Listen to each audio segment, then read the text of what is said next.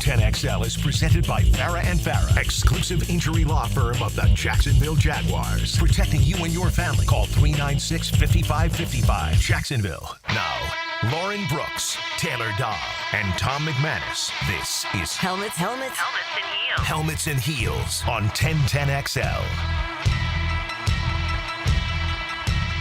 We had our second day in pads. Oh, wait, we weren't in pads. The Jaguars had their second day in pads. We were just out there taking it all in. And, Tom, I haven't asked you this before, and I don't know that I've really thought about it from this angle, but we all know what film watching is like after a game. You rewatch the film of the game, especially the plays that you made.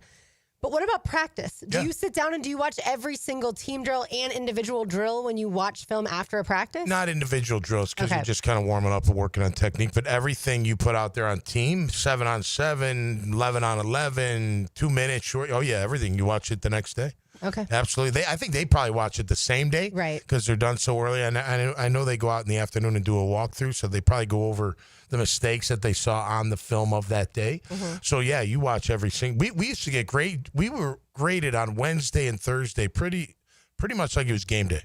And we got these grade sheets, and you'd have a grade. And after each play, he'd write down, what you did right, what you did wrong. You get a plus, you get a minus, you get a tackle, you get an assist. Just like a game. So it was, it was serious business. So they I'm sure they do something in that regard, right? And because you got to watch your mistakes. There are plenty out there, and we can go over them. Yes, yes, we can. I was about to say, I think that just from yesterday to today, defensively, you could tell Coach Camp was probably getting on to them after some of that yesterday, because several of those things were cleaned up in just comparison of the 2 days.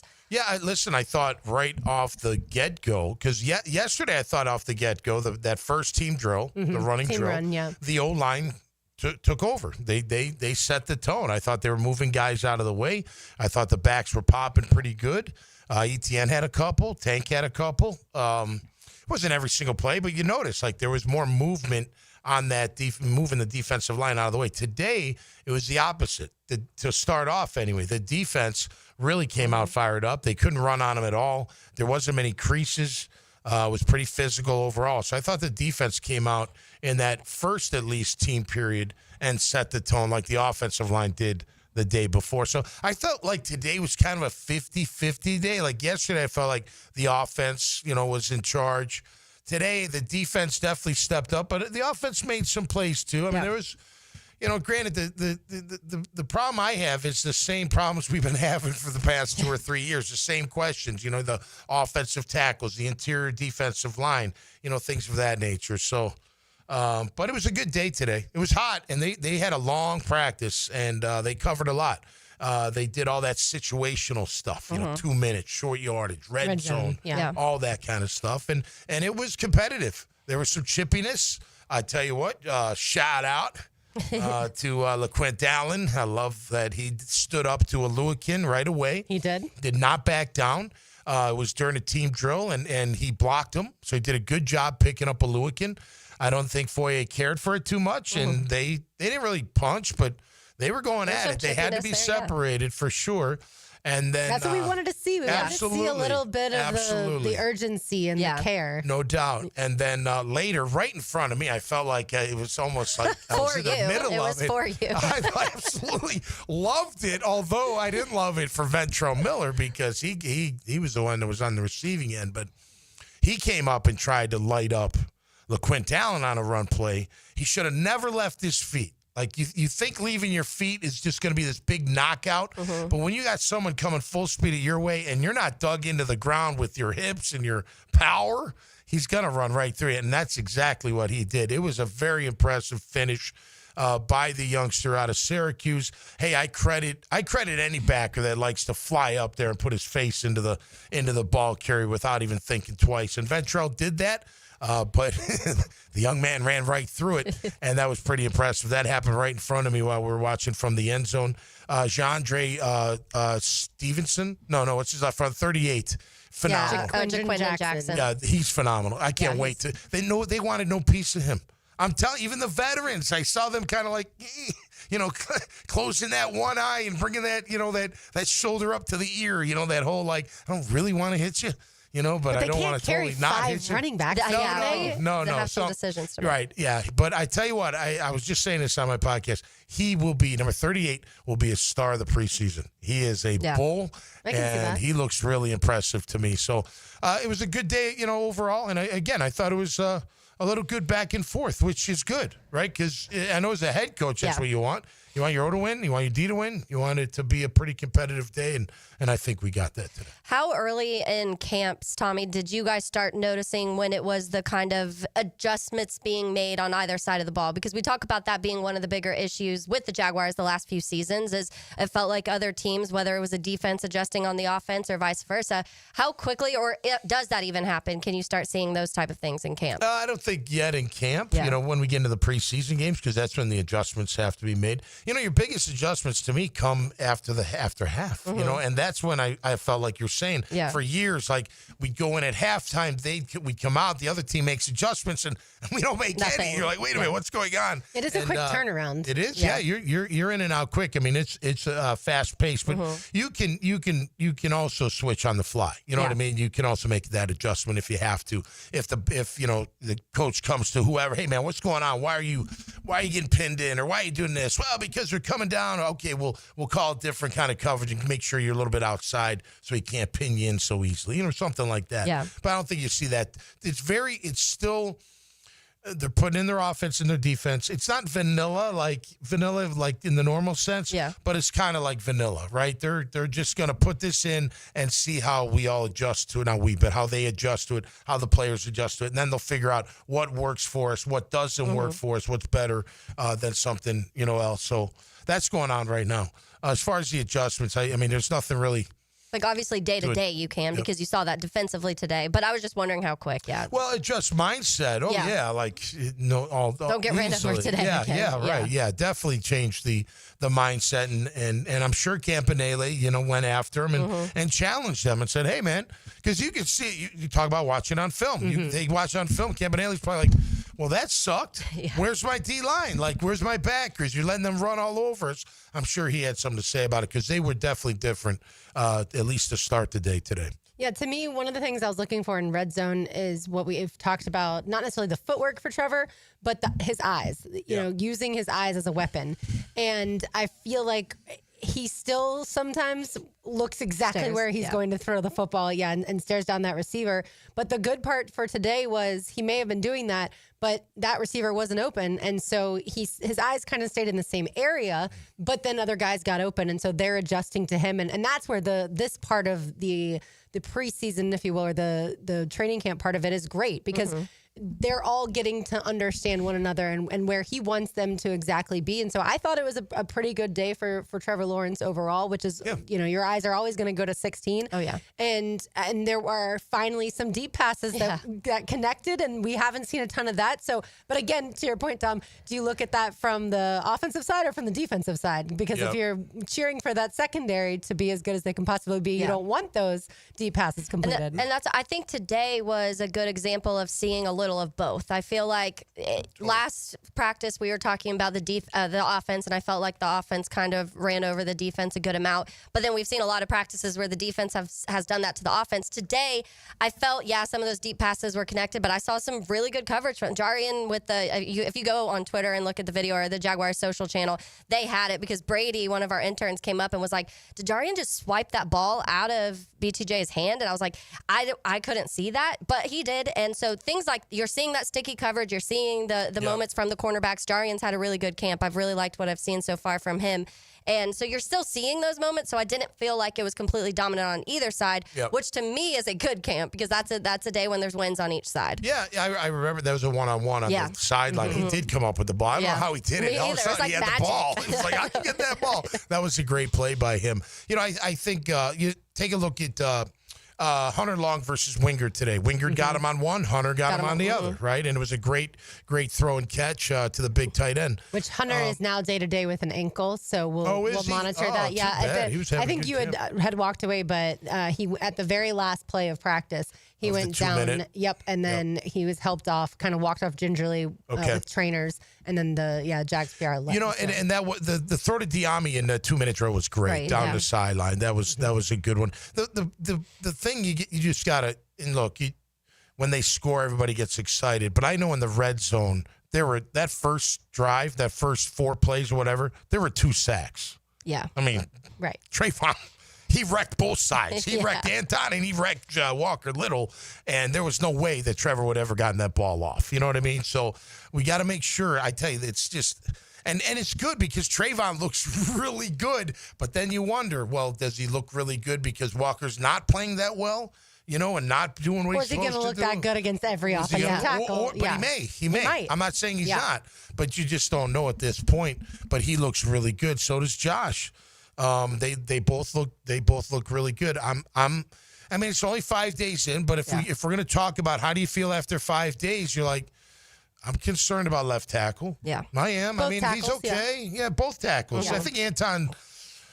He got ragdolled yesterday by Josh Hines Allen. Did you see that on the one-on-one? Yeah. Oh, my gosh. It was like, shoom, shoom, and down he went. You're like, whoo, what is this? Some kind of karate movie or something. My gosh. It happened so fast. And I think Anton felt it, too. He's like, whoa, how did that even happen? But, you know, he did okay today. They were I think Anton was more 50-50 where it felt like Walker struggled more like 25-75. Like, we are not going to be able to answer the question of how good or bad the offensive line is until probably October. Because we can talk about it throughout training camp, obviously. They're only going to have one joint practice. That's going to be against the Dolphins. Yep. So we can read as much as we can into that, but we still are not going to know. The preseason, we're not going to know. And through the first few games, we'll have an idea, but I really think it's going to take until the second month of the season before we can put enough data points together.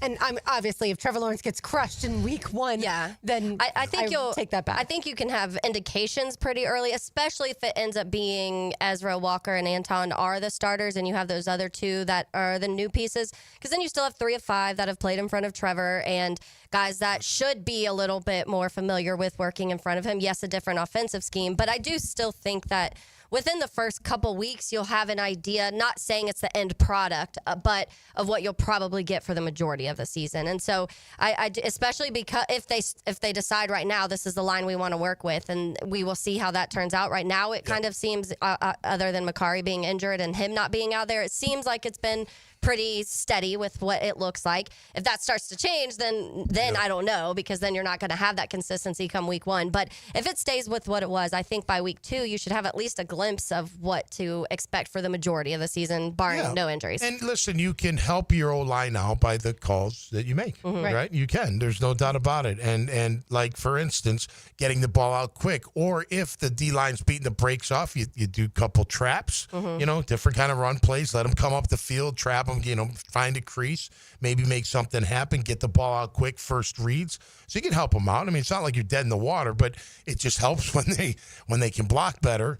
And again, it's only part of the process. Miami, the joint practices will tell us something, you know, like who we got, you know, because I feel like today there's nowhere to go. It's Walker and Anton. I mean, no disrespect to Fred and Chuma, but I don't see them. Chuma's a little busy right now anyway. I don't. Yeah, right. And I just don't see them overtaking either spot. And you know, that just means that they're not better than the guys in front of them, and that's okay for the team. But for the team against the league, I would be, you know, I feel today I'm a little concerned about. Yeah. I think most people, that was probably the biggest concern coming into the season, and I think it will remain until we have, like I said, at least more data under our belts to discuss and certainly to study. And it's early. It's early in the very process. early. But so far they can't block scary. Josh Hines Allen and Trayvon Walker. I heard Leon. They can't. I heard Leon talking about the line earlier, and he made me laugh because he was talking about Fred Johnson, and he was like, he's just over there sipping on water the whole time. That's all I see him doing. I'm like, oh, Leon. But there's concerns there. There's concerns because I think it already was one coming into last season. Then it didn't get fixed last season. And then you get into this offseason and you felt like that needed to be some sort of, and I know they signed players. That's part of it, but there was really good free agents out there, or other teams making trades that you felt like could have been a little bit more impactful to immediately help it. Yep. So we will see. I mean, when we come to mid-season, if we're talking about the same thing, then you're going to have to really figure something out next. The positive is, I think their run blocking is doing okay.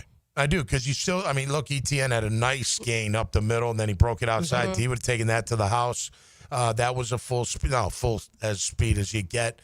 So I think Brown had a nice end around. He did that end around. You know, I remember I said he was faster. Yeah. He got caught by Tyson. I immediately thought, I was like, maybe he's not faster than the other two, but he looked really fast in camp. But that was a great call. Maybe the 100-degree heat got to him. He might have got a little tired. Months ago, it wasn't quite as hot. But that was a great call. It fooled the defense. It fooled most of us. I've seen that happen a few times with Siami specifically. Yeah, for sure. Yeah, and Travis Hunter continues to look smooth no matter which side of the ball he's on. Had a great touchdown catch from Trevor today. All right, so we'll continue to discuss practice, and Tommy's takeaways are on the other side. You are listening to Helmets and Heels on 1010XL 92.5 FM. Yeah! Saddle up with the Frangie Show. Afternoons on 1010XL. Your grandfather was stronger at 50 than you are at 40. Want to know why? His testosterone was 30% higher than yours. That's not genetics. That's modern life killing your hormones. Stress, chemicals, sitting, it's all crushing your T levels. Male Excel reverses it. Prescription testosterone, thyroid optimization, personalized to you. Over 100,000 men are already winning again. Your turn. Try MaleExcel.com. Free assessment, because you deserve it. Your family deserves it.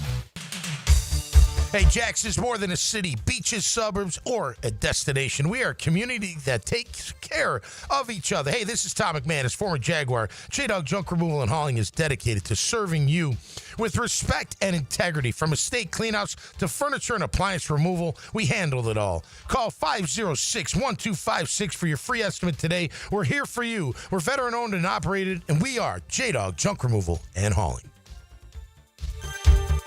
Hey Jacksonville, it's Dr. Kevin Kaplan, team physician for the Jaguars and proud member of Jacksonville's newest orthopedic dream team. At Orthopedic Specialists of Jacksonville, we brought together 10 board-certified fellowship-trained surgeons, each one a specialist in their field, all working together to deliver smarter, faster care with better results. From sports injuries to joint replacements, we've got the right player for every position. Visit osjax.com and meet your team. That's osjax.com. Summertime is busy with graduation parties, summer barbecues, festivities, family gatherings. The month of July, National Carpet Cleaning Month. So Zero Res is offering $45 per room of carpet clean and 20% off air duct cleaning services as well. Schedule your appointment at ZeroResJacksonville.com or call them 287-5727 and ask for the 1010XL special. Zero Res, spelled backwards or forwards, it spells the same. Zero Res. Zero Res. Hacker here, fresh back from vacation. You know, it's interesting since I started my Awaken 180 journey. You know, in the past, when I would go on vacation, it would just be a total free-for-all, right? Eat whatever's fried, this, that, or the other. But Awaken 180 not only has helped me lose over 100 pounds, it has changed my mindset on food. I eat healthier now because I know and I understand how good not having that excess weight feels. When I talk about Awaken 180 weight loss being life-changing, it is. And all different aspects, including things I order and things I even enjoy to do on vacation now. Awaken 180 has changed my life for the better thanks to all the weight it has allowed me to lose and now to keep off. If it's time for you to lose weight like it was for me, do yourself a favor and go to awaken180weightloss.com. That's awaken180weightloss.com or call 844-346-1800. Change your life with Awaken 180 Weight Loss. Paul's new drone startup just lost its most genius computer scientist. We just lost our best genius to some new genius who's got a genius new idea. I'm going to have to find a new genius. Or two half geniuses and fast. He needs a computer scientist that can keep his startup from falling down. I need Indeed. Indeed you do. When you sponsor a job on Indeed, it's easier for talented candidates to find it, which makes it easier for you to hire them. Visit Indeed.com/credit and get $75 towards your first sponsored job. Terms and conditions apply. Got a cracked windshield? Not only is it dangerous, but did you know it's also illegal? Call Baker Glass. Mack and his crew use the best auto glass in the market, and they accept most insurance. Plus, all new windshields come with a full warranty. From cars, to trucks, to RVs, you can count on Baker Glass to be fast and friendly. Just check out their Google reviews. Come see us at the shop on Casa Avenue, or we can come to you at your home or business. I'm back with Baker Glass. No one treats you better. I'm Max Fink, and I'm your Gator Updater. Listen for the Gator Report several times a week on 1010XL. Freshened up by San Jose Collision on the home of the Florida Gators, 1010XL. Go, Gators! Frank Frangie here for Stanley Pools. If you're dreaming of putting in a pool this year, choosing the right company is the most important decision you'll make. I've trusted Stanley Pools to build my pool, renovate my pool, and maintain my pool. Stanley Pools has been the best in the business since 1988, and they're still family-owned. Call them today at 904-269-7277 or find them online at stanleypoolsfl.com. That's Stanley Pools, a family tradition of fine swimming pools. At Cannons of Jacksonville, they know that when you're towing anything, you gotta have products you can rely on. With over 50 years of fabrication expertise, the family at Cannons can repair or install precisely what you need to tow with confidence. Whether it's a heavy-duty hitch, trailer frame, gooseneck, tow bar, or any other towing accessory, Cannons will provide you with unmatched precision and durability. For all your towing needs, visit cannonsofjacks.com, where quality and customer satisfaction collide. I'm with Greg from Cycles of Jacksonville. In the summertime, it really can stretch out most of the year because we love the warm temperatures here in the Sunshine State. Greg, give them an idea of what Honda has to offer. They are all over the board. They've got Honda scooters, Honda motorcycles, we've got Honda boats, we've got Honda side-by-sides. So whatever you like, we've got it. That means adventure is waiting. That's right, and we're ready for you. In the showroom, you can find all that Honda has to offer on Atlantic near Regency, or check out Cycles of Jacksonville's Facebook page. 1010XL is presented by Farah and Farah, exclusive injury law firm of the Jacksonville Jaguars. Protecting you and your family. Call 396-5555. Jacksonville.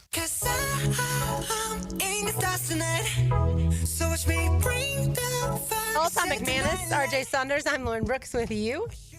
Talking all things Jaguars on this Tuesday afternoon. Although Tommy has takeaways right now, and I don't know if they're Jaguar related, so we're about to find out.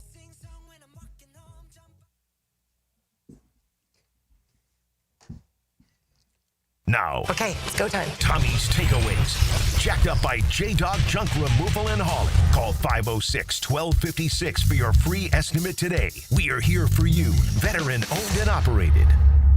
All right, Tommy's Takeaways today brought to you by J-Dog Junk Removal and Hauling. Hey, linebackers of the Jaguars, let's pop the running backs the next time out, because my takeaway from today is you didn't bring your ass when you tried to tackle these running backs, because they ran right through you. Ventrell Miller, I love the attitude. I love that you came up and tried to lay the wood, but, man, you better bring your backside with you, because you're going to get run right over like LaQuint Allen did to you today. So make sure that you strap it on, make sure the cleats are tied tight, get those leg presses going, and bring that wood, man, because we need a thumper in there inside that middle of the defense. And that is my takeaway today, brought to you by J-Dog Junk Removal and Hauling. There you have it. Yeah, I think the running back situation continues to be one of the more interesting position groups on this team. For a while, I kept saying Tank Bigsby, I think, is the starter. I really am not sure at this point in time. It could be Travis Etienne. It could certainly be Tank Bigsby. LaQuint Allen is doing some great things. And then Bashal Tutin, now we're not sure because he has the hamstring injury. And then Jacondon Jackson has also shown some flashes. So I continue to watch that group and just think I really have not learned. I've learned that these guys look good, but I haven't learned who's going to be the featured back, and it may change week to week. Certainly we'll see depending on game planning. But certainly there were a few moments out there today that I kept wondering where Tank Bigsby was. I don't know if the heat affected some of the players today. I didn't necessarily see athletic trainers walking anyone off or anything, but there were a few times that I noticed some guys missing. And so I wondered for periods of time, and then they've come back because Tank ended up back later, and we were like, oh, there he is.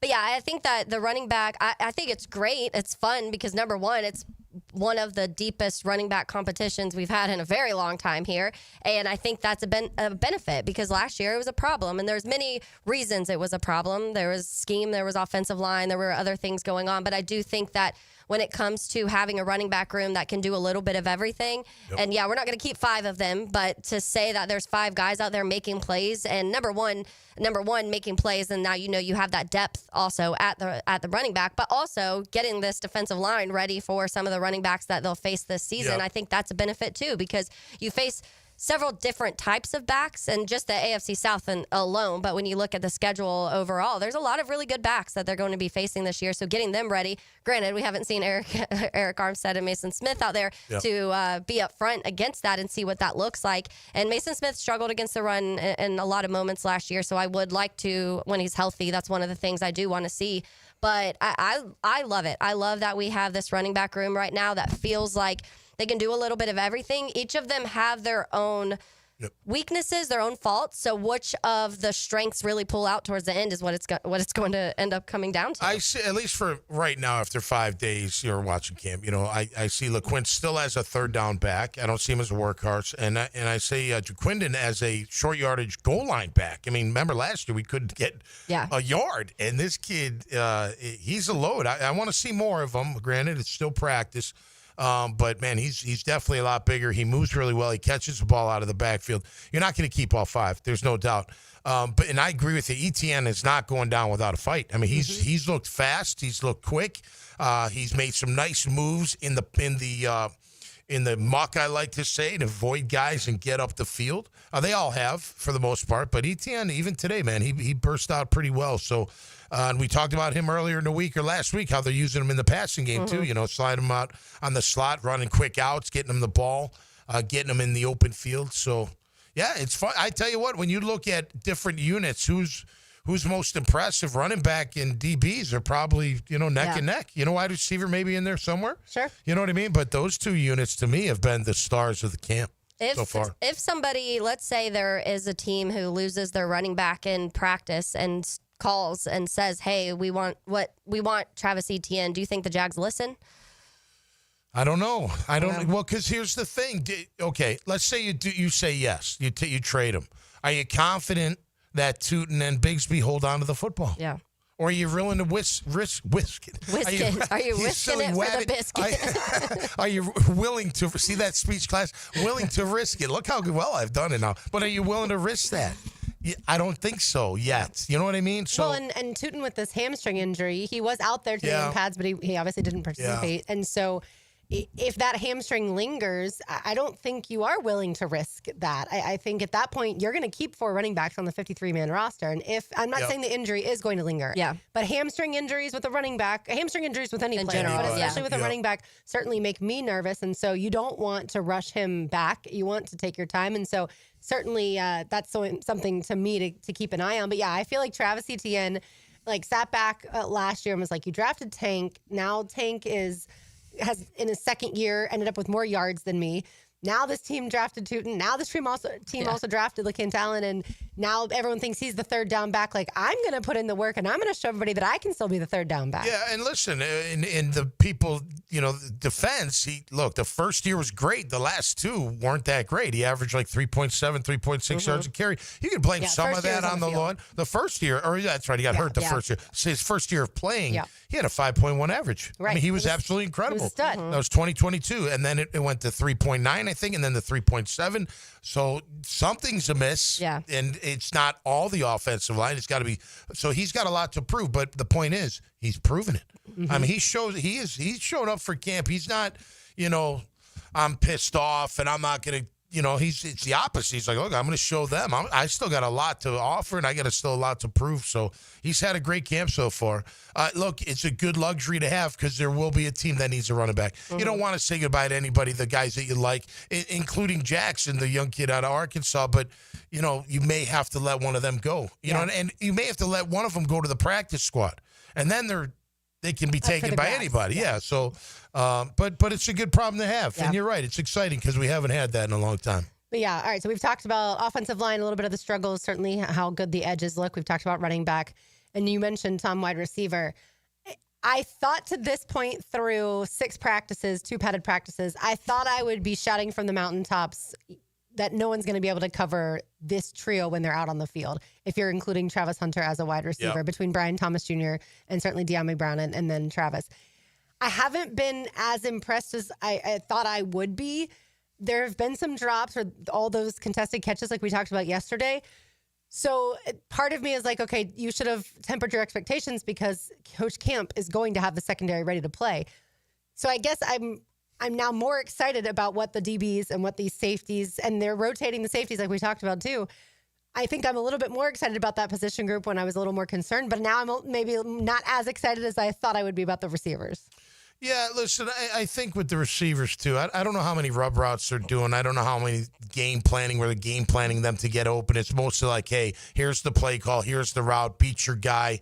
Look, it's just making them all better. It should, right? Mm-hmm. So, yeah, I agree with you. I thought there'd be more fireworks. There were a little bit today. Yeah. Yesterday, I'm telling you, that throw to Cephas, I was saying it earlier, like that was a thing of beauty. That was a perfect spot to throw the ball. It was a beautiful rainbow of a ball right on the outside shoulder for a nice audible.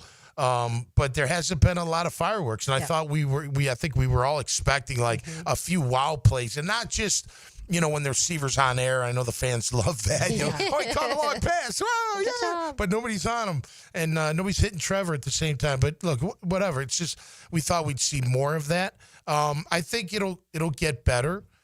What it means, though, is these wide receivers really have to work on setting the DB up. They're going to have to focus on their routes, and you're not going to win just by talent alone. You're not going to win just by speed alone. Yeah. You're not going to win by just quickness. You've got to learn how to set these guys up. You and the quarterback got to get on a really good timing schedule. Mm-hmm. I'll tell you, the thing I noticed again with Trevor today, the not so good passes, they're not poor, but they weren't completed.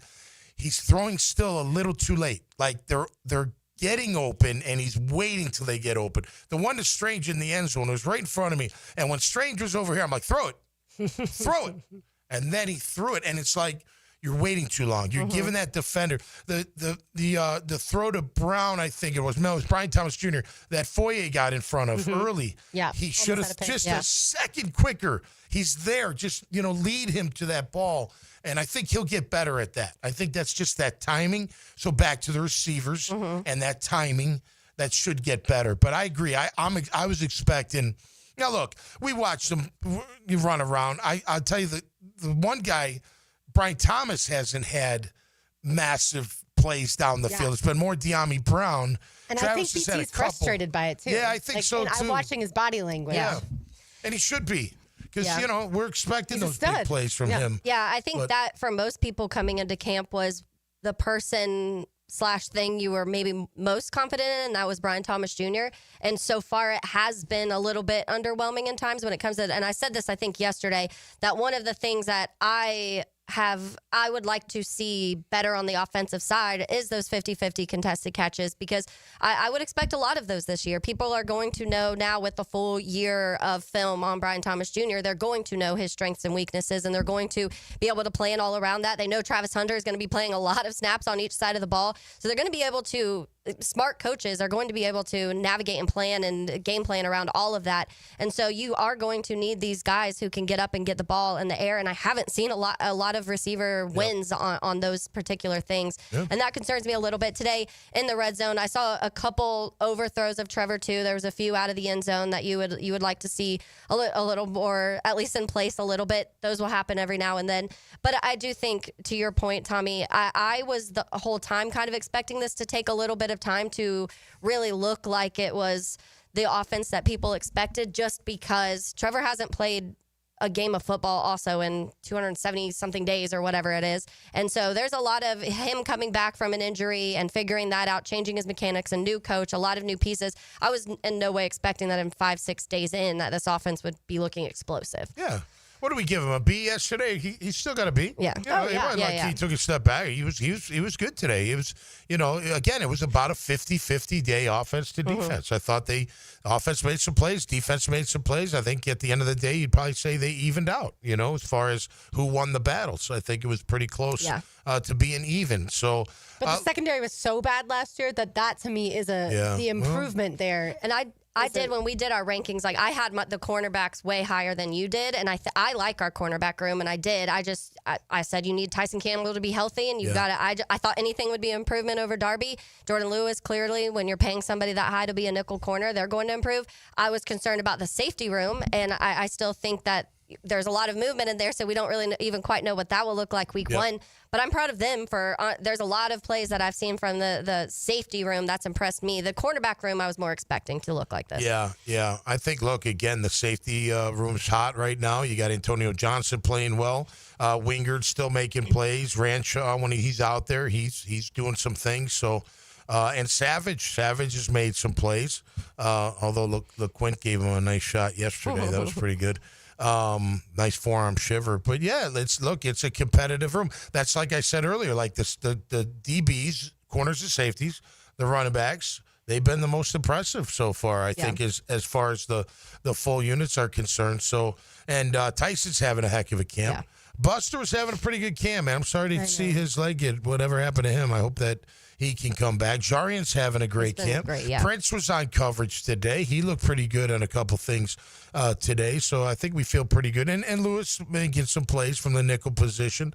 And again, it's hard to judge without knowing if that rush is hitting the QB or not. Because that changes everything. It does. So maybe Friday night in the mock game, the scrimmage at Everbank Stadium, maybe we'll learn a little bit more about that. I'm not saying that they're going to let anybody hit the quarterback, but maybe it'll feel a little bit more like a real game timing. Listen, I feel like when they say mock game, they're just going to be in situations so the team goes through it, but it's not going to be like game speed.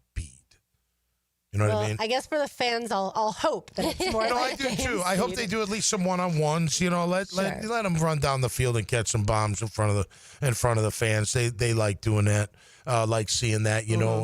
Because it is. Look, it's a scrimmage. I think it's a scrimmage more for the fans than for the team. I think the mock part is, hey, this is what we need to. This is what we got. Like punt team, get ready. Field goal team, get ready. This is how we line up. This is how we go out. Those. I remember when Kaufman did it. We had to start from when we leave the tunnel. Like, what? Like walking in a straight line. Yeah, you're going to be on line number 25. You're going to be on the 20. And you did. You got in this big grid, and that's how we were going to stretch and warm up. And then we break off into, the pitch and catch down the sideline. Then you go to individual drills, and then you go to a little 7-on-7, a little team. Then a little punt, then you run in and you're done. But it's like we're creatures of habit, so we have to go through it. In order for us to, when it does happen in a game, it's like secondhand knowledge. Yeah. There was one scrimmage that somehow, some way, I ended up on the wrong side of the field. The media is always on one side, and I was with the players. And I was looking around, and I was like, this is not where I'm supposed to be. And someone from PR had to come in and immediately escort me to the proper side. Put me in, coach. Yeah.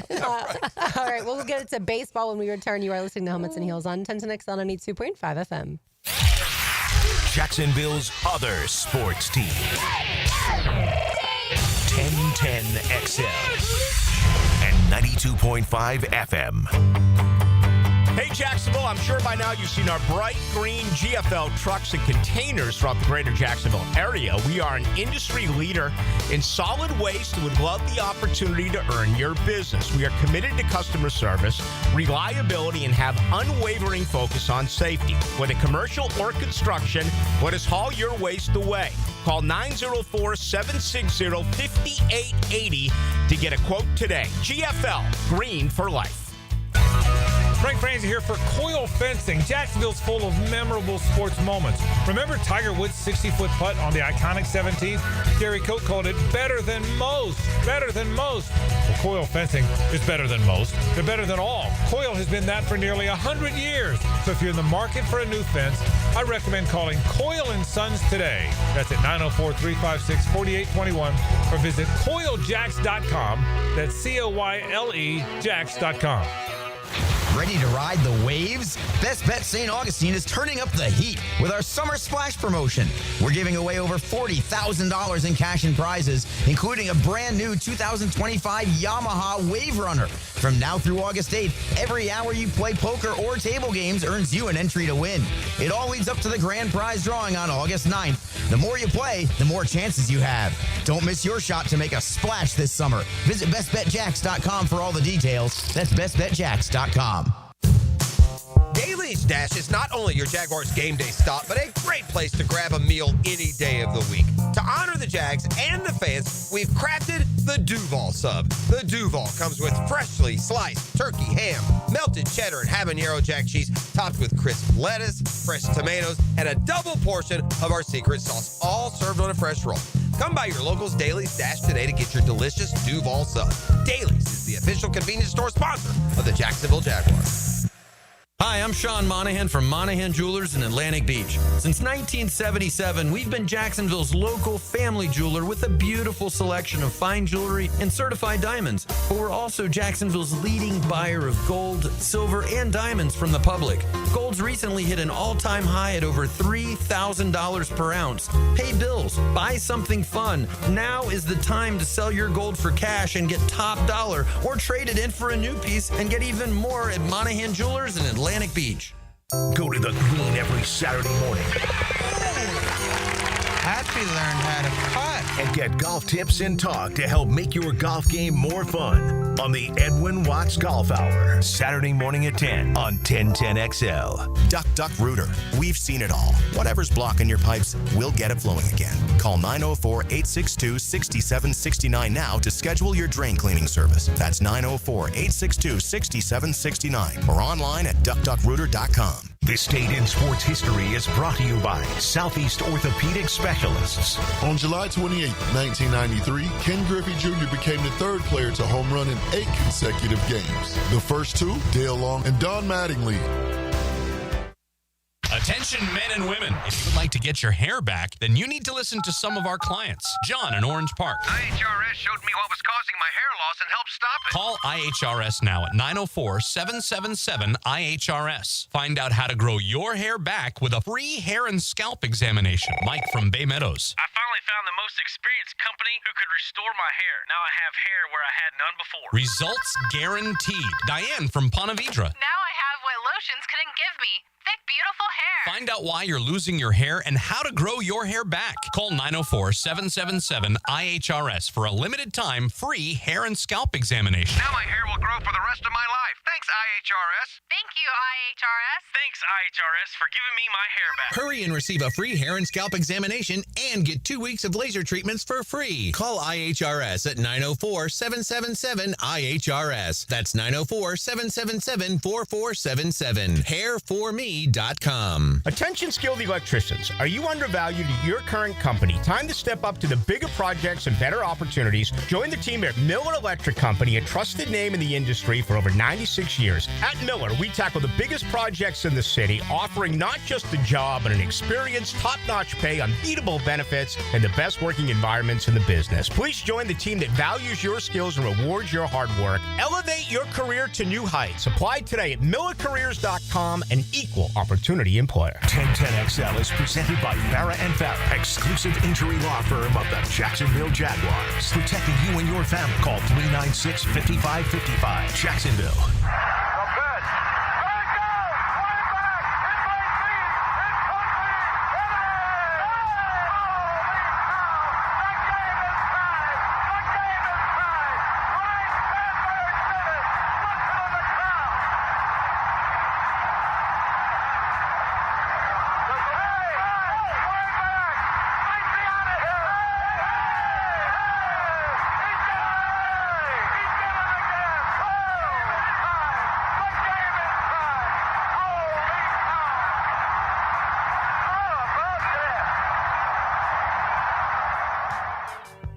Says, holy cow. Love that.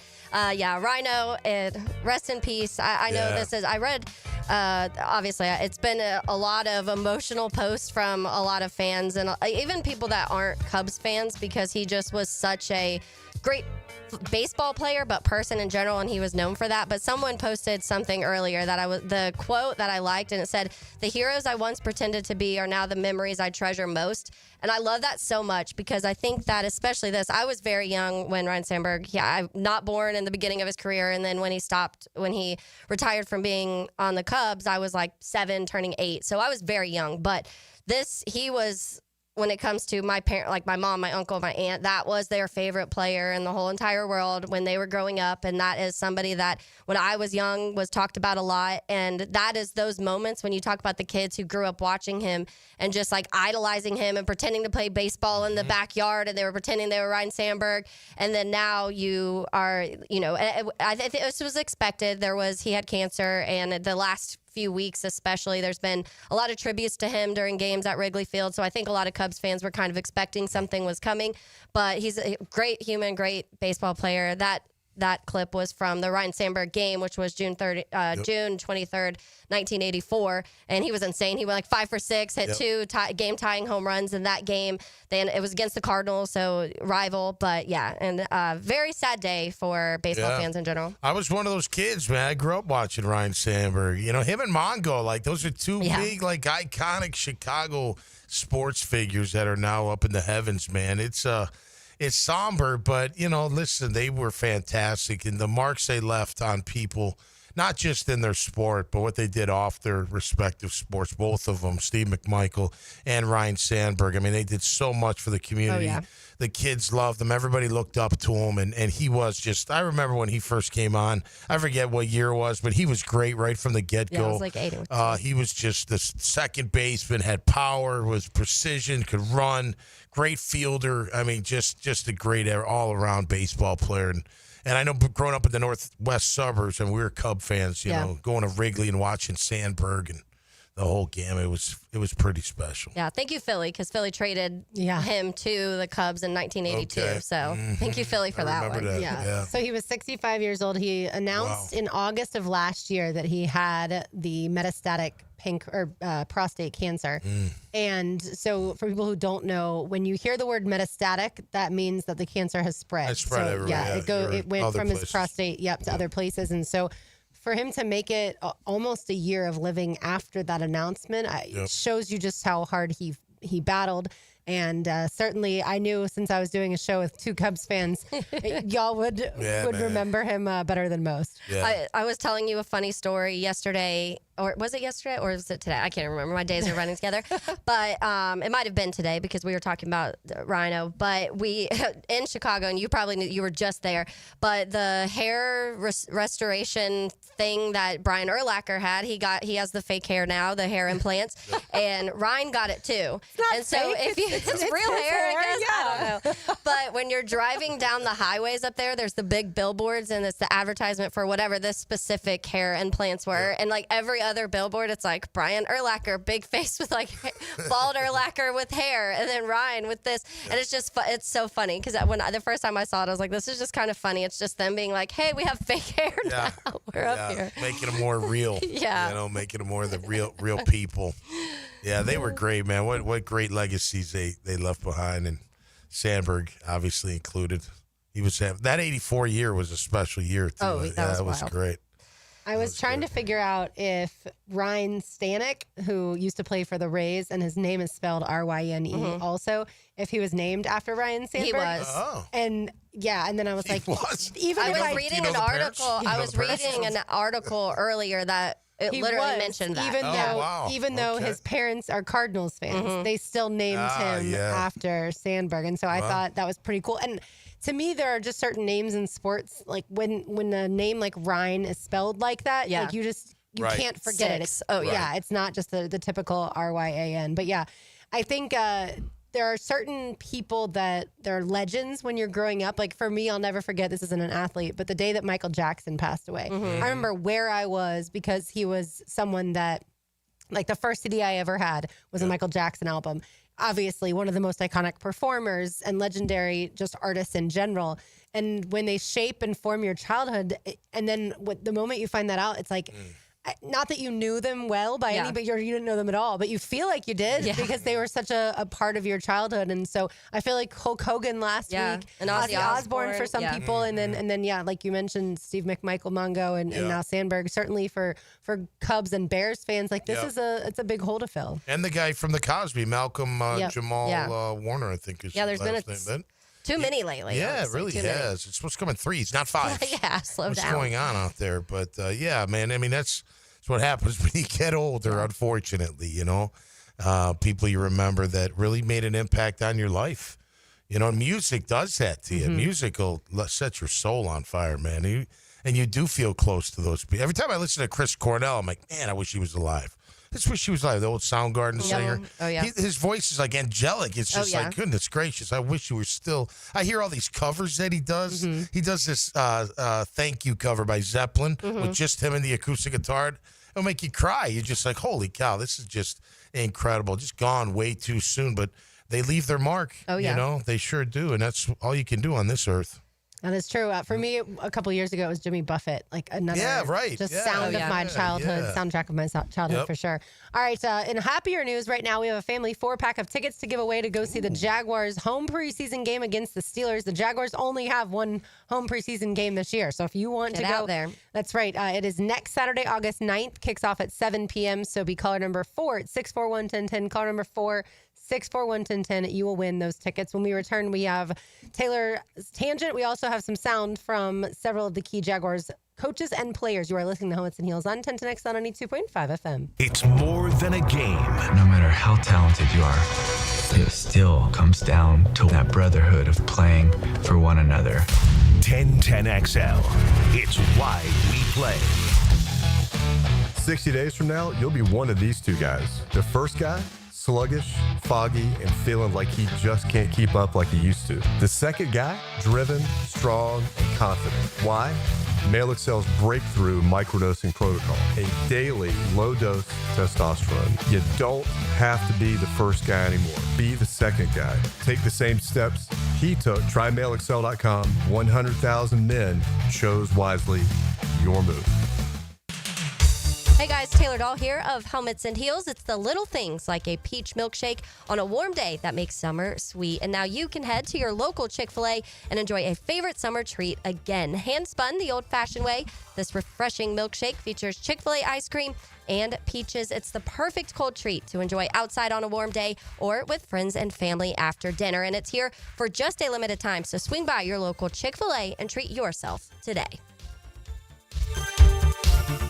I'll be honest with you, it is because of Beards that I felt so confident getting down on one knee because I knew she would love the ring. Jacksonville native Dr. Aryan Afshari talking about the engagement ring he got from Beards Diamonds. I spent everything I had on that ring, so I really wanted it to be an awesome ring. Dr. Afshari loved the fact that at Beards, nobody's on commission. In fact, they even showed him how he could get the look he wanted and spend less than he budgeted. There was a bigger diamond and a nicer diamond that I was looking at, and they actually steered me away from that to make sure I wouldn't feel stressed out or financially burdened when I walked out of there, which was really nice. And he loves the fact that Beards is locally owned for over 4 decades, a refreshing alternative to those big box corporate jewelers. You've got the experts there to talk to you. I don't think you get that from anywhere else in the town center. You're just a number when you walk into a big box store. Local owners, no middleman prices, massive selection, and a commitment to quality. Beards Diamonds at the St. John's Town Center. Hey everybody, it's Mike Dempsey, and I only like to recommend the best, which is why I'm proud to say that I chose Pella Windows and Doors for my own home. And now's a great time to upgrade your home with 0% financing for 60 months. That's 5 years of interest-free payments on the best windows and doors in the business. Don't wait. Schedule a free consultation at PellaJacks.com or visit their showroom on Phillips Highway just north of Bay Meadows. For quality you can trust and savings you can't miss, that's Pella Windows and Doors. It's about the hunt. Captain Kevin Favor here with Captain Kirk and Jeff Lagerman. We take you from the water to the woods. On the Nimnit Outdoors Show. Presented by Duck Rooter Plumbing, Septic and Air Conditioning. Let's go to the woods, y'all. Saturday mornings from 7 to 10 on 1010XL. If life blindsided you tomorrow, would your family struggle? I'm Cody with Harborstone Financial, and I can help. One call could protect your family for life. 904-885-9566. Harborstone Financial. home of the Jacksonville Jaguars. WJXL AM Jacksonville Beach. WJXL FM Jacksonville Beach. If your ride is making strange noises, don't wait and make it worse. Come to Action Transmission on Merrill Road. My expert technicians can diagnose the problem and likely fix it fast. Experience the difference at Action Transmission on Merrill Road. Right now, they're on their way to disrupt your life, make you uncomfortable, and rob you. Don't bother calling the police. They can't help. That's right. Summer heat and humidity are about to attack North Florida again. You know what to do. Call Mike Merritt. Mike Merritt's Heating and Air has a license to chill. When heat and humidity are attacking you, Mike Merritt provides a comfortable chill at a bargain price. Mike has been keeping North Florida comfortable for 30 years. Mike Merritt technicians are never paid commissions, meaning you'll never be pressured to buy something you don't need. And Mike Merritt knows cooling issues can arise anytime. They don't just happen during business hours. So Mike Merritt never charges overtime fees. When you need us, we're here for you. Remember, in the fight against heat and humidity, Mike Merritt has a license to chill. Visit merrittair.com. Florida license number CACO 50384. Have you got concrete or asphalt rubble piling up? Arcosa Crushed Concrete will pay you for it and recycle it. They're just minutes from Everbank Stadium on Talleyrand. Call Arcosa Crushed Concrete and get paid for what you don't need. ArcosaCrushedConcrete.com. Hi, I'm Mac with Baker Glass. If you've got fogged up windows, let me help. We'll replace them with clear, insulated units that brighten up your home. People say we're fast, friendly, and reliable. Just check out our Google reviews. Call me today. Baker Glass. No one treats you better. If someone you love needs a pick-me-up, then it's time to get serious about it and send them a Kuhn floral arrangement. Max Fink here with 1010XL. You'll be assured of quality delivery, that's for sure. Log on and order online at kuhnflowers.com. With 50 years of fabrication expertise in towing products, the family at Cannons of Jacksonville can repair or install precisely what you need to tow with confidence. Visit cannonsofjacks.com, where quality and customer satisfaction collide. For lost or broken keys or nearly any make and model of vehicle, call 722-1111 for Instant Keys. Instant Keys. You don't have to go to the dealer. Instant Keys comes to you. Hey, it's Carline here. If you're shopping for a new ride, you've got to check out Atlantic Infinity. Not only do you get a luxury vehicle, you also get the Atlantic Infinity Promise Free with every new car. That's almost $2,500 in added value just for buying smarter, and you don't have to sweat it out on the lot. Shop in their indoor climate-controlled showrooms. It's cool, comfortable, hassle-free. They're on Atlantic near St. John's Bluff, or browse anytime at atlanticinfinity.com. I'm Max Fink with your 1010XL Southeast Orthopedic Specialist local sports update, brought to you by Duck Duck Rooter Plumbing, Septic, and Air Conditioning. The Jaguars will be hosting a scrimmage in Everbank Stadium this Friday, August 1st at 7 p.m., airing right here on 1010XL 92.5 FM and 1010 AM. Parking lots open at 3:30 with complimentary general parking available upon registration for lots B, C, D, E, J, S, and X. Due to construction, only Gate 1 and Gate 4 will be open for entry at 4:30 with kickoff at 7 p.m. It was announced that University of Florida quarterback DJ Lagway is dealing with a lower leg injury that has had him walking around in a boot. The severity of the injury seems minor, but it's still a subject to bring attention to before fall camp kicks off next week. It's 98 degrees at 2:56. Time and temp brought to you by Bueller Air and Plumbing. Stay cooler with Bueller. 1010XL is presented by Farah & Farah, exclusive injury law firm of the Jacksonville Jaguars. Protecting you and your family. Call 396-5555. Jacksonville.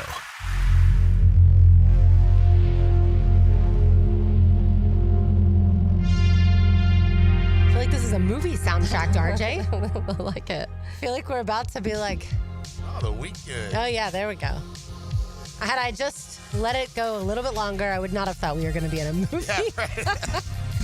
Unless it was one about our trip to Vegas, because that could be called The Weekend. Oh, yeah. Although technically we're there Wednesday night, and then we come back on Saturday. Saturday, yeah. Super excited about that trip. First of two this year for us heading back to Vegas. And remember, you can sign up for Circa Million or Circa Survivor anytime between now and September 6th. and you can play from here. You just have to sign up in the state of Nevada at any of the Circa sports books. All right, time now for Taylor's Tangent. Now, Taylor's Tangent, served up by Chick-fil-A on 1010XL. All right, I'm going to lighten things up a little bit since we had the emotional conversation on the segment before. But we've talked a little bit about this, the jokes about Hugh Freeze and his golf game and how that may be affecting his recruiting. Auburn recruiting not doing very well. I want to say it was like ranked 70th or something in college football the last time that I looked. But aside from that, Shane Beamer, he has his annual Birdies with Beamer event where the football team, media members, some of the athletic staff, they go golf. They golf with Shane Beamer. In that time, they get to have conversations, ask him questions. They'll talk football questions. They'll have some fun. But during this, somebody asked him about his golf game, which led to a kind of funny quote I wanted to read just because this is that time of year when we're not getting anything out of college football, so you'll take these little funny bits or unfortunate injuries, which I'm sure we may get to some of those. But they asked him about his golf game and if he's been playing, how much he's been playing, and how it looks. He laughed and said, "I'll get in trouble. There's another coach that's gotten in trouble in this league. I saw Kirby on vacation, and he asked if I was playing golf. I said, yeah. And he's like, whatever you do, do not post your score, man." But I'm not going to get into specifics on that. I hit it pretty good this summer, but that's the problem with my golf game. If I played every Friday, I put the clubs up, and I won't touch them again until January, early February. But I hit okay.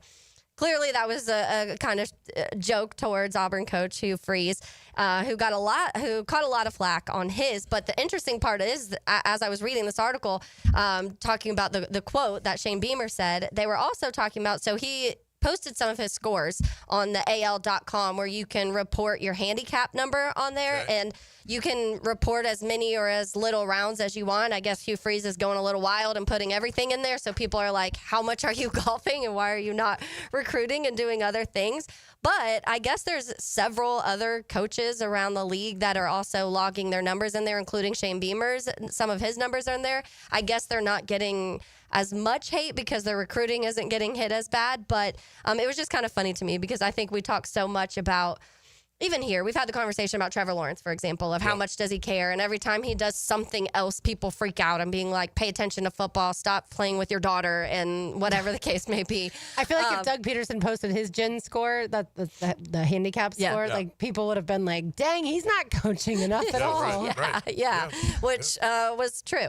But so it was just, it's one of those balances where it's like they have their own hobbies, their own things outside of work. But I do think sometimes you've got to be a little careful because you know people are going to criticize everything you do. Yep. So if your recruiting class is bombing for that next year, you probably shouldn't be posting your golf scores as much as you are. Yeah, I mean, listen, anything you put out there for public consumption, you got to be careful about, and especially when you're in a position like that, and especially if you're not faring too well.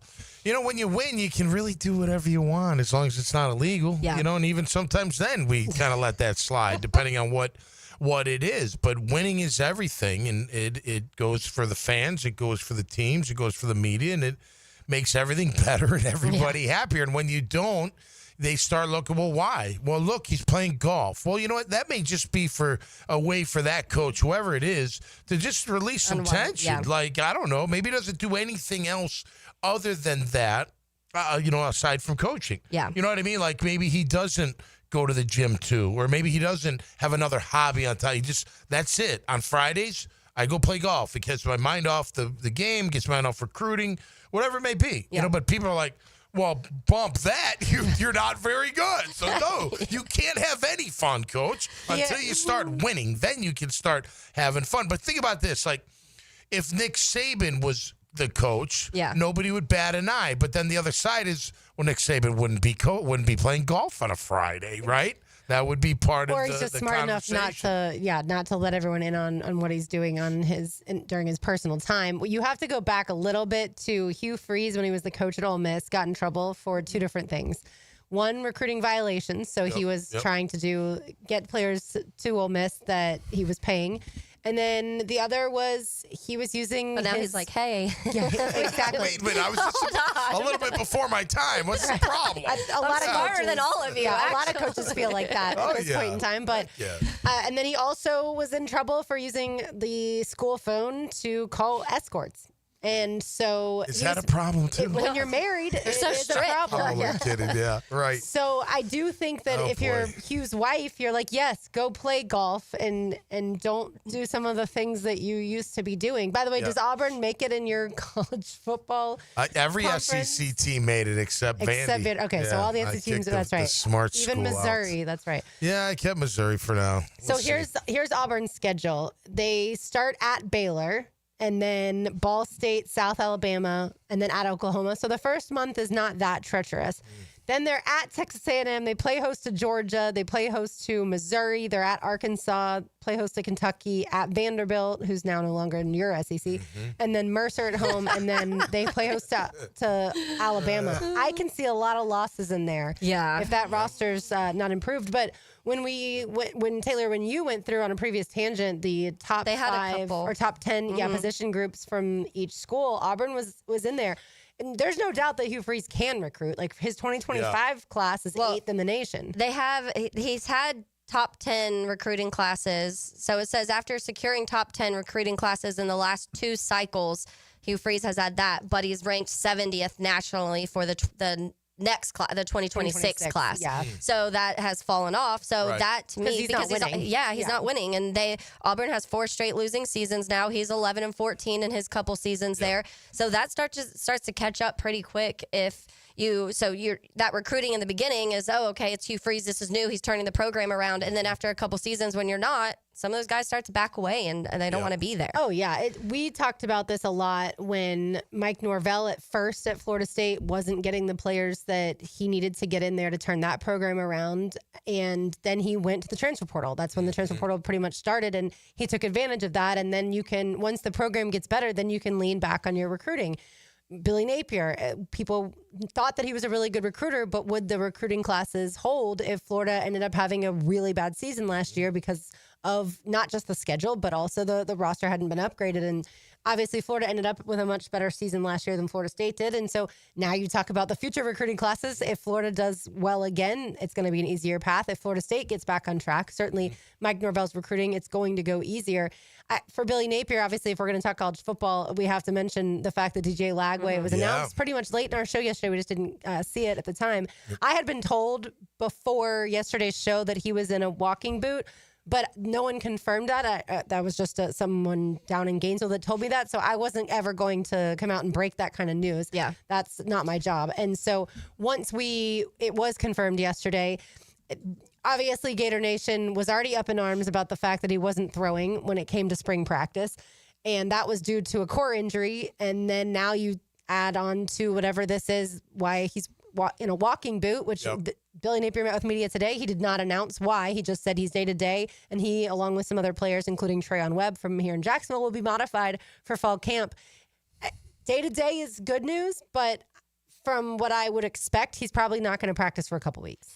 Yeah, it's definitely not ideal for Florida. It honestly, it kind of stinks because I think that not just Florida fans, I guess if you're a Georgia fan, you don't really want to see DJ Lagway out there, but college football fans outside of ones that the ones that don't dislike Florida want to watch DJ Lagway. He's one of the more interesting stories, one of the more interesting quarterbacks. He's one of the electrifying. He's so much fun to watch on the field. So that's a part of that Florida team that you really want to see in general, but also you do feel like that drop off between him and probably Harrison Bailey is quite drastic. And so that changes a lot of what you can expect out of Florida with a really hard schedule. But there's still 4 weeks before they have to play, so that's at least the good news. Yeah, and you do have the month, but I do think that more time that you're losing being able to practice with your offense and be there, the less comfortable you are in that. And also now this is multiple injuries of DJ Lagway in a year. So that's scary. Is he going to make it through the season? I would put money we wouldn't.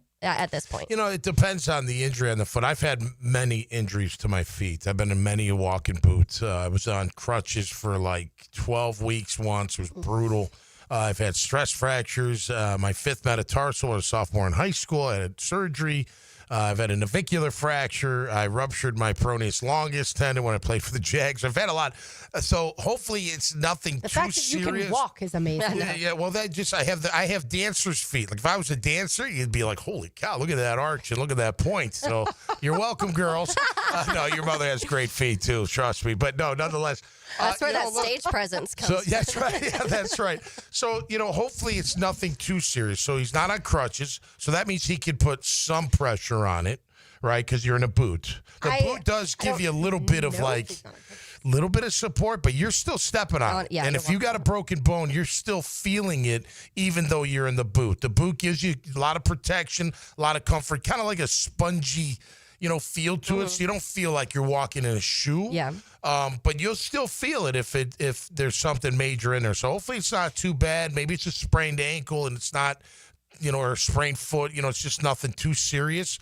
But they got to take care of that. Which foot is it? Do we know? Is it his left or right? His plant foot or the back foot? I've not been told that, and it matters. I haven't been told whether he's on crutches or not on crutches. Okay. Well, if he's in a boot, he's probably not on crutches because the boot. Well, you could be in both, I guess, but. Typically, the boot's for after crutches, or was back, back in when I was going through it. Man, he's such a superstar. Hopefully, this is just a minor thing. You Gator Nation, I know you're counting on him. He just got named to the Maxwell Award watch. Yeah, that's awesome and well deserved. So hopefully, it's not too bad. And look, we all know it's quarterback driven in college football too for a lot of these teams, right? You got to have your QB or things go south. So. Hopefully that he can get back healthy sooner than later. The other players are linebacker Pup Howard, also from here in Jacksonville, started at South Carolina, then transferred to Florida. Don't know, again, what these injuries are. Just know that they are day-to-day per Billy Napier. I mentioned running back Tryon Webb, wide receiver Khalil Jackson, and then offensive lineman Tavares Dice. Those are the five players in addition, or the four players in addition to DJ Lagway, 5 players total. This is the time of year that have where... modified? Yes, yeah, they're considered modified. Most people would say limited. Limited, yeah. But you know how Billy Napier and how he can just be a little different when it comes to speech and speech patterns. But yeah, the season's going to go as DJ Lagway goes. Florida has elite receivers, in my opinion, and elite running backs. That's all fantastic. And probably an elite offensive line. All of those positions offensively are stacked. But if Harrison Bailey has to play a significant portion of the season, even though I told you at the spring practice that we went to in Gainesville, he has a good throwing motion, but he doesn't have the skill set that DJ Lagway has. Yeah. Almost no one in the country has the skill set that DJ Lagway has. And so certainly if you were paying attention to Billy Napier's career, it seems very tied to DJ Lagway. And so any of these injury setbacks certainly don't help the future. Although if for some reason, let's say Harrison Bailey had to step in and they were able to lean on that run game and the defense plays really well. Have to. Yeah.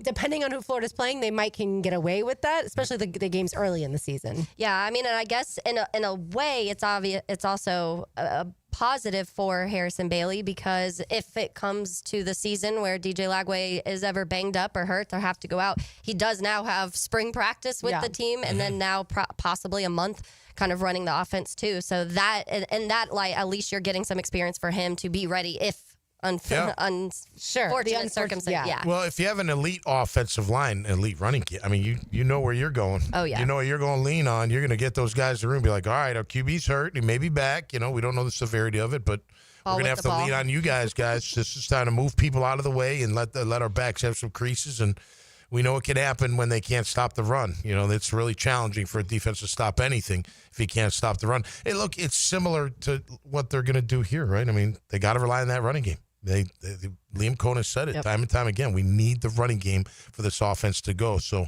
sounds like Florida's going to have to do a little bit of that as well. Potentially, like I said, we've got 4 weeks. Certainly, we shall see. But yeah, Tom, whenever you watch Florida football this season, you'll notice number 13. That's the running back, Jaden Baugh. He was a freshman last year. He is just, if DJ Lagway's electrifying, Jaden Baugh is also electrifying. His speed, his vision, his ability to hit the hole, get outside, like whatever Florida asks him to do, he's really impressive. I'll tell you what, I went to one of the most electrifying plays I've ever seen in my life was at the Swamp, and playing included, and it was against Auburn, and Perrine got a handoff, bounced to the outside, and took it to the house for 80, and that place was just, the replay, I remember watching the replay and the sound, I was like, holy moly, I was in the middle of all that, and it it was pretty awesome. Hopefully they have more moments like that. That was a lovely moment. Yeah, lovely. It was very lovely, Lauren. It was lovely and loud. And his bouncing off that tackle was extremely lovely. No doubt about it. He took it to the house. But, yeah, hopefully their running game can hold up for a little bit while he gets healthy. Especially, like we said, if DJ Lagway's not there, starting with Long Island and then South Florida. All right, Long Taylor. Island? Yeah, that's right. They got a football team? They do. Long Island University? They do. LIU. That's right. Look out. What's their nickname? The Waves? That is a good The question. Sound? Long Island Sound? Jeez. Long Island. Where do they recruit?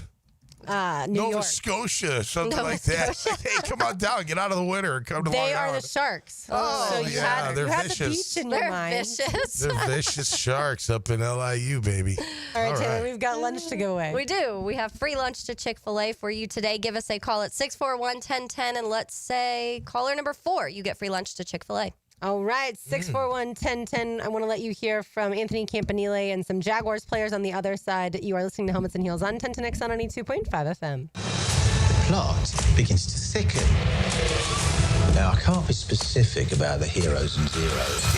Jeff Prosser, Mike Debs, Fat Tony, Joe C, Hacker, Matt Hayes, Leon Searcy, Frank Franchi, Hayes Carlisle, Lauren Brooks, Rick Ballou, 1010XL. Who says there's no free lunch? Join me, Prosser, and Jaguar and Gator legend Fred Taylor for free food and football talk Friday, August 8th at the Alhambra Theater. When you hear this... Bye-bye! Brock Marion Dill chasing a 90-yard run. Be caller 28 to win a pair of tickets to a free lunch with Fred. Doors open at 11. Jags talk, Gators talk, football talk, including a 1-hour Q&A with Freddie T, and we're buying your lunch. Stay tuned for this sound to win your tickets. Bye-bye! Brock Marion Dill chasing a 90-yard run. Courtesy of Jenkins Hyundai and Genesis of Jacksonville on Atlantic. This is Mark Nato. My son Justin injured his hand playing baseball for JU. Southeast Orthopedic Specialist performed surgery just a few days later, and within 5 weeks, he was cleared to play in the ASUN baseball tournament. Our family has trusted Southeast Orthopedic Specialist for years. For any orthopedic injury, let Southeast Orthopedic Specialist take care of you too. Relieve pain and get back to life. Southeast Orthopedic Specialists. AC's broke, it ain't no joke. Call Florida Home AC. Florida Home AC. Florida Home AC. Florida Home AC. FloridaHomeAC.com. Hey, Hickett here. Think you got the ugliest garage floor on the First Coast? Your garage a crack-stained, hot mess?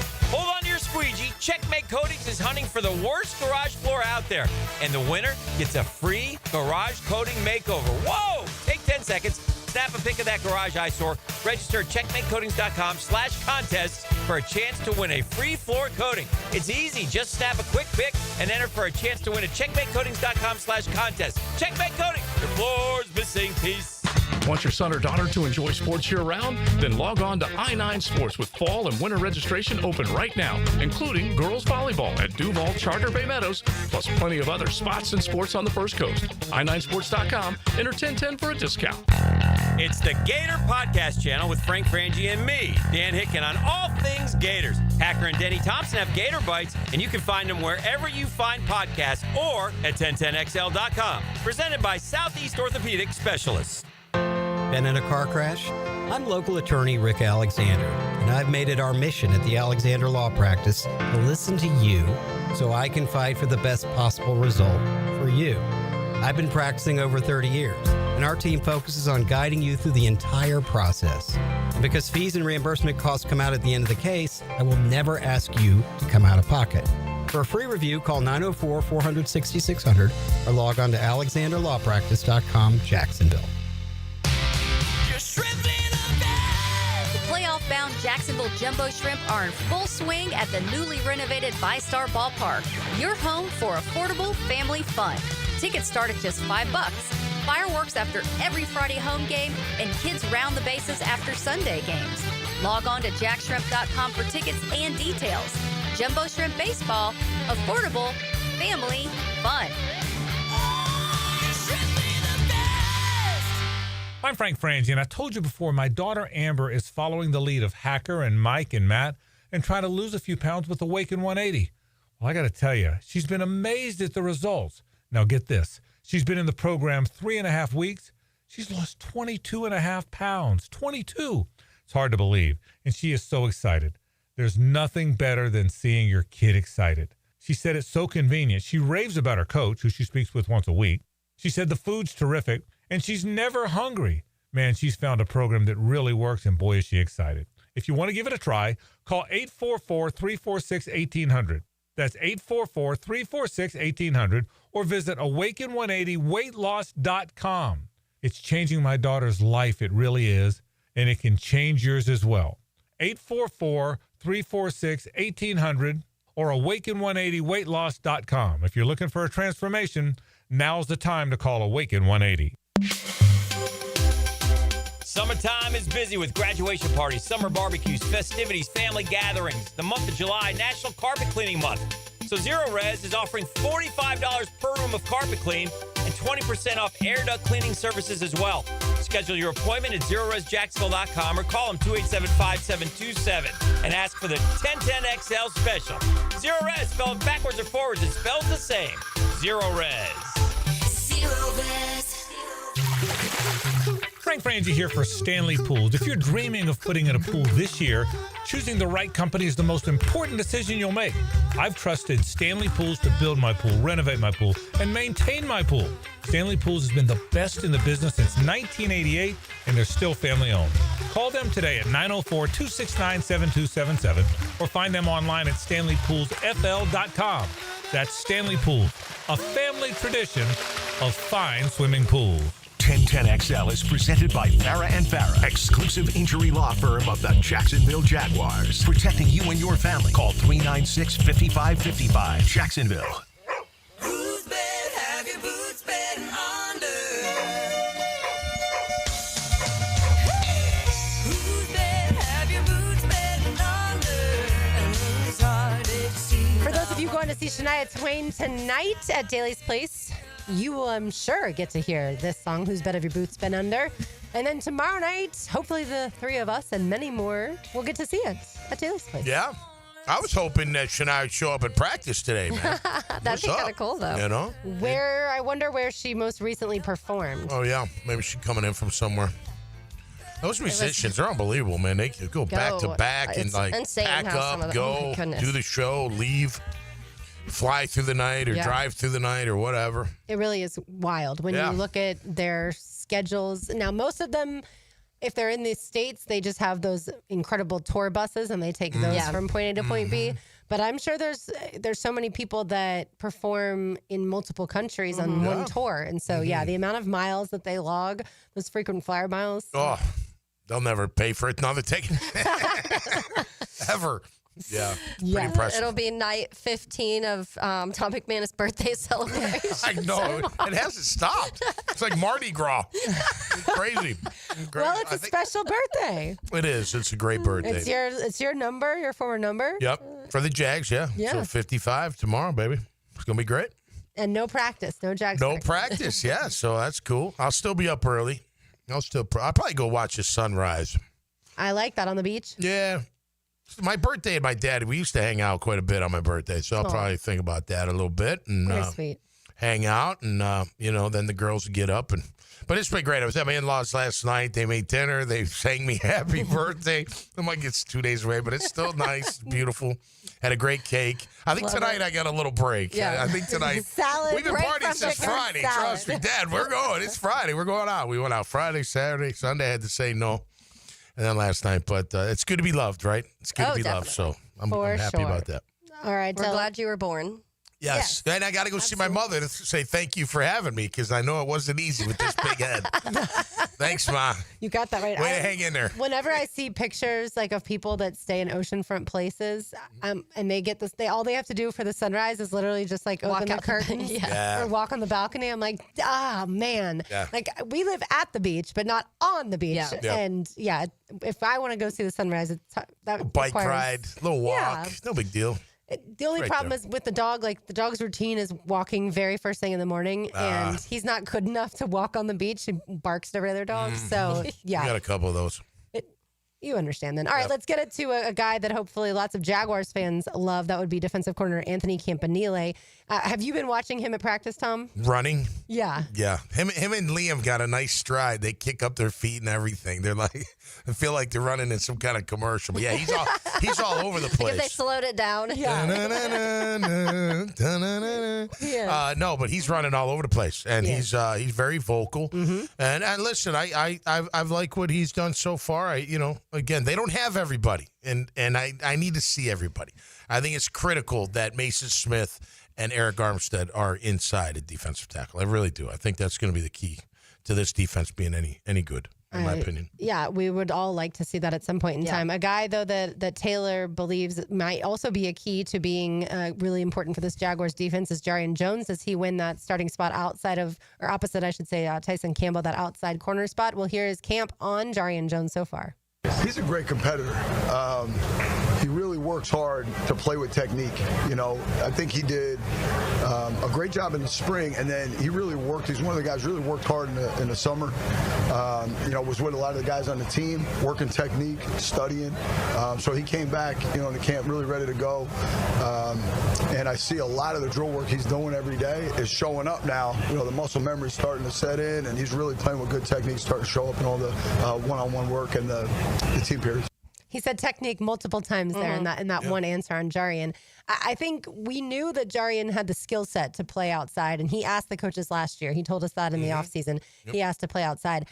I really think that I was expecting a little bit more of maybe, like Jordan Lewis and Jarrian Jones are battling for that nickel spot. I don't think that's the case. I think that nickel spot is Jordan's, and I think the other outside corner spot as of now, especially with that Buster Brown injury, is Jarrian's. Yeah, and to your point earlier, it kind of sucks for Buster Brown because I think that right now, especially how Jarrian's playing, you start to get that edge if they're seeing this, and I think that Jarrian's just one of those players, and the reason I like Jarrian is, number one, you go back to last year and some of the things you saw early on last year. I was already impressed in a lot of the things he was doing as a rookie.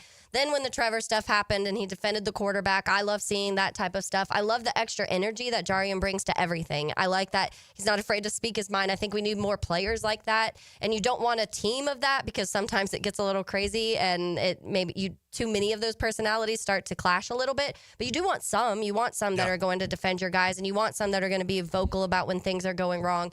And Jarrian's one of those guys. And I do think also you have that capability of him playing both. So I think that when they went and paid Jordan Lewis money, that was probably a little bit of a hit to him. Like, man, I thought that spot was mine, but at the same time he had been asking, like, I can and I want to play outside corner. He played majority outside corner at Florida State. He just had his best year when he was playing nickel, but I do think that he's one of those guys that you do have versatility there, so that's a positive. But clearly they're seeing there was probably conversations early on or some of those technical things we need to work on, and clearly those have been his main focus this offseason, which you can see. Yeah, and if Travis Hunter was playing defense only, if he wasn't playing wide receiver, if he was playing defense only, then I may have a different thought process. I may be saying, okay, no, it's Tyson, it's Travis Hunter, and it's Jordan Lewis. Which that would be fun, honestly, like if you did have those two true on just battling it out for that starting. I think Jarrian's really good at man. I think he can get up on that grill and really dictate. The one-on-one he did with Brian Thomas, he's confident, which you got to have number one as a corner. You got to be, even if you fake it initially, you got to pretend like you're confident, right? And then you got to back it up, obviously, but you got to have that confidence. He has that. I think he's big and strong enough to play that outside. I think he can handle that bump and run if you have to. He can play zone. But what I noticed today when he's going against Brian Thomas Jr., now granted it was just one rep, he was very patient. He didn't guess. He didn't jump. He waited because Brian Thomas came up, did an outside, inside, then went outside, and he didn't even kind of move with it. He kind of just waited, and then he made his break, and he was right on him. And he ended up with the ball. It was just, you kind of, I didn't mean to cut you off. It just felt like you could see the confidence, and you can see that, being that patient. Yeah, because you got it. It's like when you play linebacker. You don't want to be chicken with your head cut off. You want to be chaos, of course, but you want to shuffle a little bit, then see the play, then wham. You know what I mean? Yeah. And you just got to have that confidence and patience to do it. And I see that out of him. Yeah, on that play, it almost looked initially like that he was just going to get beat bad because he was being so patient. But that's also how quick it showed his quickness in that moment too. Because once he made that decision to go, he was there, and then it's a pick. And so that's the type of things when you talk about the instincts and the patience. Those are some of the best traits of a cornerback, and Jarian has all of those things. Yep. He does, and now we just need a rush. Yep. And you got to play man. You can't play just zone, because you play zone with no rush, you're in big trouble, because they'll always complete the pass for the most part. So he's done a great job, and I agree with you. He's my starter on the outside. They'll figure out Travis when he comes over, and they'll do it that way. But and I do think Lewis is doing well at nickel. I think so he's pretty active, and he's right in position for the most part. He missed, who did he give up a throw to? I think it was Travis, but he was pretty much right there. Wasn't too bad. He likes to talk a lot. I think Jarian will feed off that. Jarian, listen, you can tell by the way he talks what he did in that fight. Like, he's ready to rock and roll. It's go time. And you feel that, coming from him. So I think he's got a big future ahead, and he's had a really good camp so far. Those two could be fun when it comes to the chirpiness, because you've seen videos of Jordan Lewis, and he can run his mouth when he wants to run his mouth. And so both of those, and that's what you want. You want teams to be going against they don't want to come to this defense and feel like they can run all over you and say anything they want to say. You want these guys that you feel like will defend you. I want my safeties. Like the other day, that Daniel Thomas and Antonio Johnson separately came up against the run and really thudded. It wasn't full speed, but you can tell, like, that's what I need out of my safeties. I need my safeties to come up and lay the wood too, and then be fast enough to be that center fielder and not get beat deep. Yeah. It's a tough job, but somebody's got to do it. Nonetheless, that's what I feel like that's what Andrew Wingard's calling card has been. That. And so he's certainly not afraid to lay a big hit when it comes to in the game. Unless it's Derrick Henry, which a lot of guys would close their eyes for too. No, listen, I think he's in a battle. I think he's in a battle. I think if you asked me early in the week or last week, is he the star? I'd be like, yeah, he's probably my starter. Yeah, and before now training camp, I would have said that. Yeah, maybe. The other guys are playing well too. I mean, they're all making plays, so they're going to have to come up with the right combination. I think Murray's the other guy. Murray is a definite starter in my mind. He hasn't moved in that opinion or that fashion. Yeah, so and then Savage, Antonio, and throwing Savage. He's had a good camp too, man. They're going to have some interesting decisions to make when it's all said and done. One more on the defensive side. After practice, Foye Oluokun, the Jaguars middle linebacker, met with the media. And Foye is a guy we know, high football IQ, always in the right spot on the field. But I'm not sure that everyone else around him we've always been able to say that about them. But he was asked about what they think this theme is, or what they believe the theme is for this defense this season. Stop the run. We got a lot of things, man, but we stop the run first, limit big plays, and then create takeaways. But it all starts with stopping the run. Making the quarterback throw the ball, that's when a lot of takeaways happen. Quarterback turns the ball over the most, so if you don't stop the run, they're going to keep running it. Was that Dewey in the back? It sounded like. My guess is it was a fan because the fans are signing autographs around the same time that they're meeting with media, and I didn't turn around to look. It's funny, in a passing league in today's game, running the ball and stopping the run, you only need it when you need it. And if you can't, run the ball when you need to, that 4-minute offense, or if you can't stop the run when you need to, you're not going to win. He's absolutely right. And you may be great against the pass, you may do all this stuff, but if they start pounding the rock and you can't stop them, they're just going to keep pounding the rock. And it's like, you talk about wind out of your sails. Then you start getting tired, and then they're beaten, and then you're like, oh my gosh, can someone else make the play? It's like, it can be a catastrophic fall in that regard, at least for that series. So yeah, you got to look. It always starts up front, doesn't it? It does. Offense, defense, you got to have the lines. If you don't have the line of scrimmage controlled, or at least somewhat controlled, you're not going to win a lot of football games, no matter what you're doing on the outside. And that's why we started the show talking about our concerns for the offensive line, because, and the interior defensive line, with the caveat that Armstead and Mason are not. Precisely. There. All right, one segment to go. I'll bring you today's Terminix Pest of the Day and more. You are listening to Helmets and Heels on 1010X on 92.5 FM. Summertime in your favorite city. Damn, summer day. 1010XL. Summer day. Your summer station. Your doctor says your testosterone is normal. Normal for who? Beta males? That's where those lab ranges come from. Male Excel uses optimal levels, where you were at 25, not where outdated mainstream medicine thinks you should be. Our protocol is different. Daily dosing, multiple hormones, personalized to your body, not some insurance company's spreadsheet. This is precision medicine, not sick care. Try MailExcel.com, free test. Stop being normal. Start being optimal. Hey guys, Taylor Dahl here of Helmets and Heels. It's the little things like a peach milkshake on a warm day that makes summer sweet. And now you can head to your local Chick-fil-A and enjoy a favorite summer treat again. Hand-spun the old-fashioned way, their refreshing milkshake features Chick-fil-A ice cream and peaches. It's the perfect cold treat to enjoy outside on a warm day or with friends and family after dinner. And now it's here for just a limited time, so swing by your local Chick-fil-A and treat yourself today. Hello, First Coast. I'm sure by now you have seen our bright green GFL trucks and containers throughout the greater Jacksonville area. We're an industry leader in solid waste and would love the opportunity to earn your business. We're committed to customer service, reliability, and have an unwavering focus on safety. Whether commercial or construction, let us haul your waste away. Call 904-760-5880 to get a quote today from GFL, Green for Life. Are you 18 years or older, just got married, just got divorced, or have children? Listen up. Have you done your last will and estate planning? You have questions? Call Matt Hinson with the Hinson Law Firm. Reach him at 527-1700. Office is Jacksonville, Florida. And don't let the state decide your fate. The best game day parking in all of Duval is at Tailgaters Parking. Are you ready for some football? Tailgaters is just steps away on the east side of the stadium. Visit tailgatorsparking.com and secure your season parking pass today. Tired of wrestling with your shower curtain like it's a fight for the last slice of pizza? Ditch the drama and say hello to a smooth, stylish glass shower enclosure from Baker Glass. Wago Glass is clean, elegant, and makes your bathroom look huge and brighter. Give your shower a makeover and feel like you're in a spa without the price tag. I'm Mac at Baker Glass. Call me and get ready to love your new shower. Let's make your shower great again. Remember, Baker Glass, no one treats you better. This Date in Sports History is brought to you by Southeast Orthopedic Specialists. On July 29th, 1995, the Carolina Panthers defeated the Jacksonville Jaguars in their very first NFL exhibition game, 20-14. Okay, for this Cannons of Jacksonville commercial, we need an idea to really come out with a bang. Like having a guy shot out of a cannon.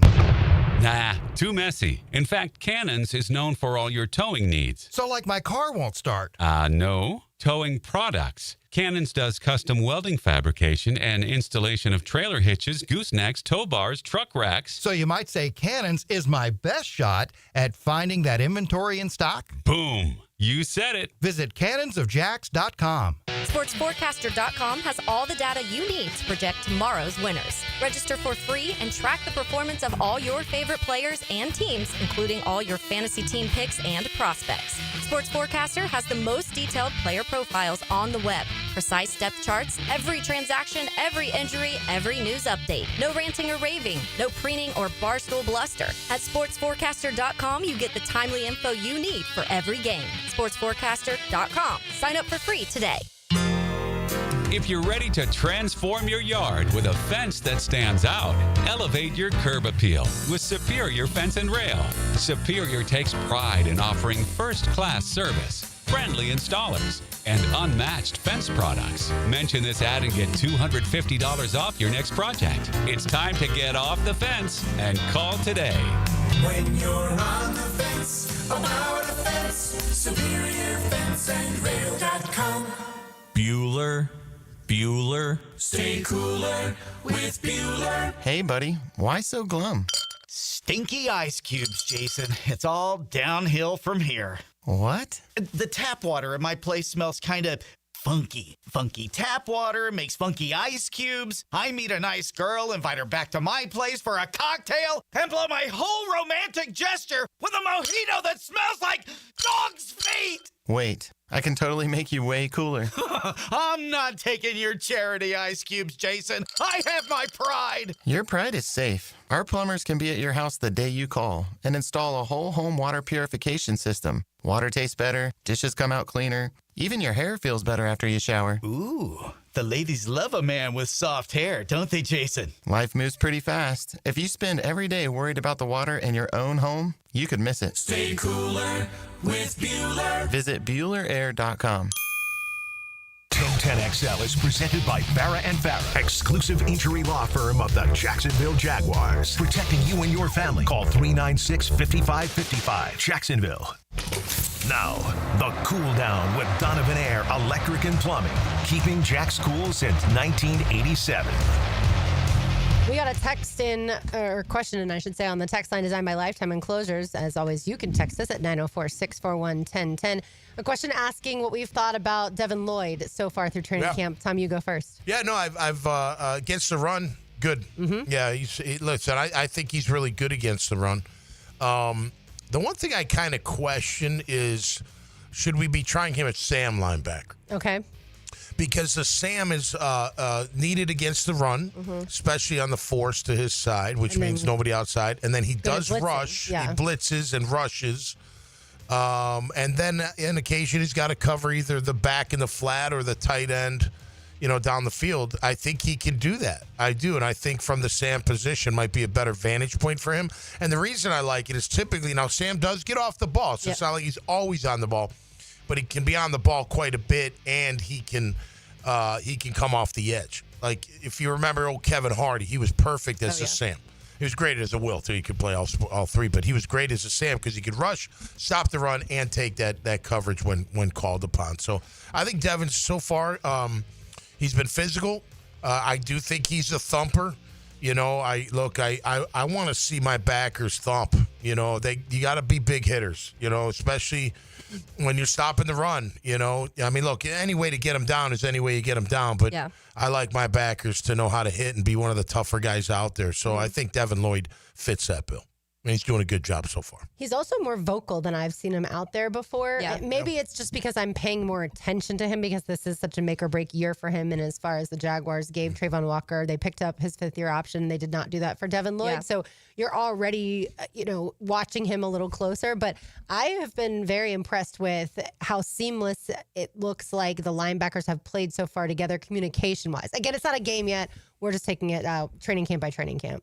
Yeah, and I think that Devin Lloyd, to your point, Tommy, there's a lot of things that he does really good. And I think that what Coach Camp will probably do, because I feel like just in the sense of I trust him more to be able to adapt his defenses to the actual personnel you have rather than what we've maybe seen the last couple years.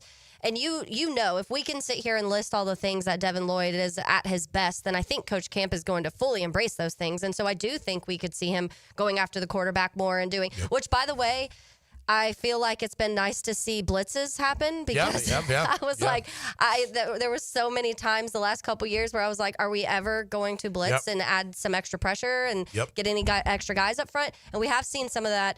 And I love that. And Devin Lloyd's right in the mix of all of that. And Kaiser's had a couple good blitzes in that regard. Listen, I think you're seeing communication this year because there was none last year. I mean, it was amazing. I mean, I'd be watching the tape and I'm seeing, what offense were doing to us last year, especially when we were in man, they were sending 4 to the strong side. So that weak side backer has to account for the 4 going. If there's only 1 on one side, he's got 2 to that side. Well, he's got to go to the 4th on the front side. And then they were leaking a player out on the back side, and Devin was typically that back, and he didn't know what to do because he got confused. But I noticed him and Aluakin weren't always talking. Yeah. And there was another, I forget, was it Miami? It was an early game. Maybe Cleveland. They were in I've forgotten everything when it comes to the Cleveland game. Yeah, right. They were in man, and they had a tight end and an offset back, and you're supposed to in out. They call it banjo. You in out those guys. So if the tight end comes in, the inside guy's got him, and the other guy's got the back, that kind of thing. They didn't even look at each other to talk. Like, you have to communicate. So I think Campanile is saying, look, man, we got to communicate. Yeah, you got to talk to each other. We got to talk to each other because it's the only way we're all going to be on the same page. If the coverage changes, if the motion makes, we got to recount, then you recount, you got to yell that stuff out, and it'll become contagious. It'll become second nature. So I think he's really instilling that. Look, man, we got to communicate on that back end or we're going to be in trouble. And it's so true. Yeah. Outside of Devin Lloyd, obviously, Nfoye is a stalwart here. The rest of the linebacking core, I think that's another interesting rotation. I don't know if anyone has necessarily solidified that Sam job. I'm going to say no. I don't think they have.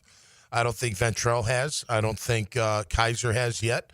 I think Kaiser and Ventrell are having a good one-on-one right now. Yeah. And they've had And earlier we were seeing there. Abdullah. Yeah, we saw a lot of Abdullah, early on. They like him as Sam. I think he's more of a Sam guy, where Ventrell and Kaiser are kind of in that Mike Middle or Will type space. But yeah, listen, Kaiser has shown that he can. His closing speed on those blitzes are impressive. Like he's got enough speed to do that. Granted, it's not, nobody's taking him down to the ground or anything, but he ran a delayed blitz today in the red zone. It would have been a sack for sure. The quarterback had no chance. He might have tried to run away from him, but I think he would have caught him. But he's shown some good skills so far. Yeah, Campanile talked about him, and I like he was kind of mentioning he was well coached, is what he was saying, and he was like, you could tell he was well coached in college. To me, that's translating to he's understanding things pretty quickly, because I feel like some of these guys, maybe it takes a little bit when it comes to the NFL level, the playbook and all of that's going on. But it seems like, from just me taking context clues of what Campanile said, that's kind of what he's indicating, is he's smart. The football side of it is there for Kaiser. Now everything else, he can do that stuff. So get all of that up to the NFL level, and you can have a really good player. Listen, if you don't have to think out there, you're going to be a good player. Yeah. Because you obviously got enough football ability to be drafted, and if you can figure out how to play within that defense that you're a part of without thinking, you're going to be pretty good. You should be pretty good. Time now for today's Terminix Pest of the Day is always brought to you by our friends at Terminix. They take care of Everbank Stadium, ViStar Ballpark, ViStar Veterans Memorial Arena, and all of your favorite event venues around town. They also take care of all of the pest issues at our house, so that means we don't have any issues. We have no ant issues inside, no mosquito issues outside, no cockroaches inside or outside. They do such a great job. You can find them online at Terminix.com. That's TERMINIX.com. I'm going to say, we've talked about the last 2 days, the offensive line for the Jaguars. The pests are the people who have automatically leapt to the conclusion that the Jaguars' offensive line is miserable and trash. There are people that they either go out to practice, they watch, or they just see the reports online, and they now believe that Trevor's going to get killed every single game, and they're not going to be able to run the football, and therefore this team is going to be terrible this year, just because Anton Harrison and Walker Little are having a hard time blocking Josh Hines Allen and Trayvon Walker. Just take a step back, everybody that's in that camp. And those are probably the same people that say Trevor's also garbage. These two defensive ends, these two edge rushers are special. It would not surprise me if both of them end up with not just double-digit sacks, but like 15 sacks this year. Both of them. Like, they, at least to this point in training camp, they look dominant. And maybe it's because I'm comparing them to the weight gain that they both had a little bit last year, and so now they're playing at weights that they should be. But they just look like this offseason, they put everything into it. And I feel like we're talking a lot about how good they look. But at some point in time, we also have to understand that these tackles are going to have, a difficult time against these two. Yeah, look, it's too early to say anything right now. You know what I mean? I mean, to say that they're going to be trash or whatever they're saying, that's ridiculous. I mean, you don't even know yet. I mean, we're just going by what we're seeing out there in practice. We're talking practice. It is important. And look, here's the thing. They're very good. Josh and Trayvon, there's no doubt. And they've come in shape. They got off the juice or the creatine or whatever they were taking last year, Cisco included. But they're a lot quicker. They do. They look more athletic. They look quicker. And again, it's still early. I think the concerning thing for me today was, Walker giving up the inside pressure 3 different times. And you're like, come on, Walker. Like, you know it's coming. Like, you got to know it's coming. Like, at least be somewhat ready for it. And he every time he got right in there. And you're just like, okay. So, there's only a couple ways to go, right? You're going to clean him up. You're going to offer help with a tight end or a back, or you're going to replace him. I don't think there's anybody on the roster right now that's going to replace Walker Little as my starting left tackle. I don't see who it's going to be. I don't think it's Fred Johnson. I don't think he's sure. At least, look, things can change. That's why it's too early to get too excited one way or the other. Yeah. Things can change as we get – because here's the deal. You get guys that look great without pads. You get guys that look great in pads. Get guys that are great in practice. Then you get guys that are great in practice but aren't great in games. And then you get guys that aren't that great in practice, but then they show up for the game and they're just gamers. So you don't know until you get even more down the line. I'll just say this. I thought in the offseason I thought in the draft, I thought they would upgrade the offensive tackle position. I don't think Fred, I don't think Chuma. I think they're good players that are going to battle and provide toughness and really push the guys. But I don't think they went out to address the offensive line enough. Look, Hainsey, he knows the system, but he's not very powerful. And Mitch Moore, I don't think he's better than Mitch Morse. Now, it's too early to really say that. But if I looked at him right now, I'd be like, I don't know. Mitch was okay last year, you know. So I don't know there. Makari, I think, is going to be a difference maker. I do. I think when he gets healthy, he'll be a difference maker. I think Ezra's having a good camp. I like Ezra Cleveland. And I don't think anybody's taking his job. I think he's my starting left guard. And then that leaves you with, the two tackles. And they're the same as it ever was. Isn't that a song by somebody out there? Same as it ever was. Same as it ever was. Now, again, it's hopefully they get better. Part of Walker is technique. It's not ability. It's just you got to know when to sink. You got to know when to jab. It's just all those things that you don't get by on talent alone. It is technique. Yeah. I mean, think about it. The higher you go up, it becomes technique. It's like our wide receivers we were talking about. What are they going to have to do? Well, they're not just going to run by everybody.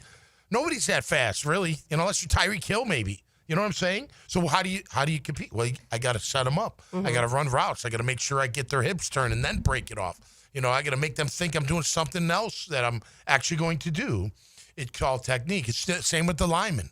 Like not ducking your head, keeping that inside, make him go out. It's like when you're guarding basketball, guys are right or girls are right-handed dribbler. Which way do you want her to go?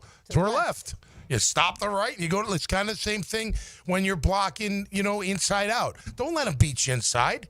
If he's going to beat you, make him go around me, not through me, not over me, not inside me. And that's just more technique. That's jabbing that inside hand, that's stabbing that foot into the ground, that's that hip coming at the same time, and making sure that, hey, you're not going to be able to come in through the inside.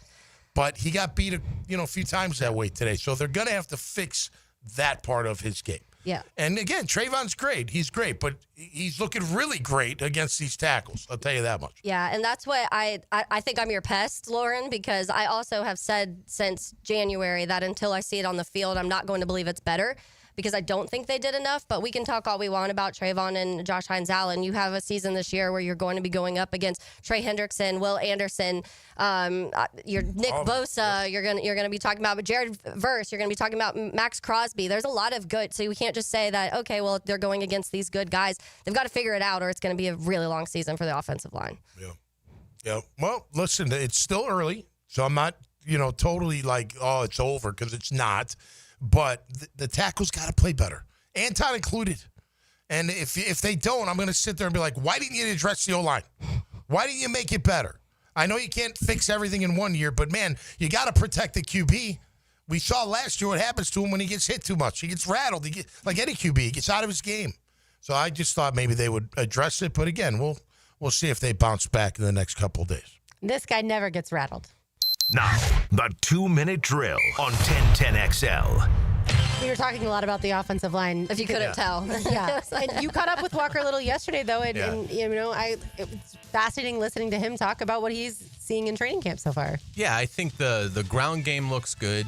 And again, those one-on-ones, it is tough for the tackle. I mean, traditionally, the better if the two players are basically the same in talent, usually I think the defensive guy has the edge. And then when you incorporate that Hines-Allen and Walker, I think as players in the NFL are better than Little and Harrison, they're not going to hold up well in those one-on-ones. I mean, Walker Little doesn't have Caleb Chase on to ragdoll around the field like he did for 3 years in these one-on-ones. So, yeah, that's showing up. But I think in the team, I think the run component of it looks okay for now. I mean, you want to certainly see improvement from Walker Little and Anton Harrison, but I think the emphasis is let's establish the run and work from there. And so I've been happy with what I've seen in terms of the ground game to this point. And the ground game has been good. I'll give you that. I'll give it that. But I think you're always, unless their play just dramatically improves, you're just hoping that the left tackle and right tackle can just be adequate's probably too weak, but be like above average, maybe like pretty good, like fall somewhere in that, and they'll have a chance to be successul. But yeah, I mean, they brought in a bunch of guys, and that's the thing. It doesn't seem like, at least at tackle, that the massive free agent wave really affected that a whole lot. So we'll see. Yeah. But yeah, I'm surprised that it seems like Little and Harrison are so locked in at their spots. Right. I thought there'd still be more competition there. But you know, that just speaks to the guys that they brought in and the in-house guys that were there. No one has really stepped forward. And the card being out doesn't help.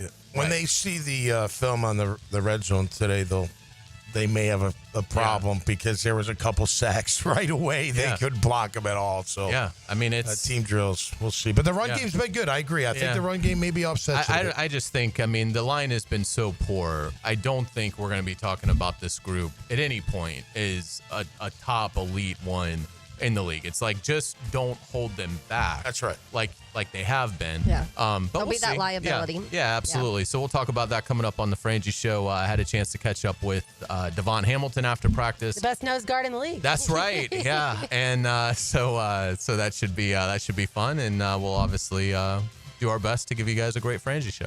All right. Thanks so much, Thank you, Hayes. guys. Taylor, you're not the pest. I think I was your pest. No, the jury's still out for you, and that's perfectly fine. It's more the people that have already given up. Like, let's wait. It's only 2 days in Pat. Way too early. Yeah. All right, that'll do it for us today. For Taylor Dahl, for Tom McManus, for RJ Saunders, I'm Lauren Brooks. These heels are made for talking. We will talk to you tomorrow on Tommy Mac's birthday, but don't go anywhere. The Frangie Show is next.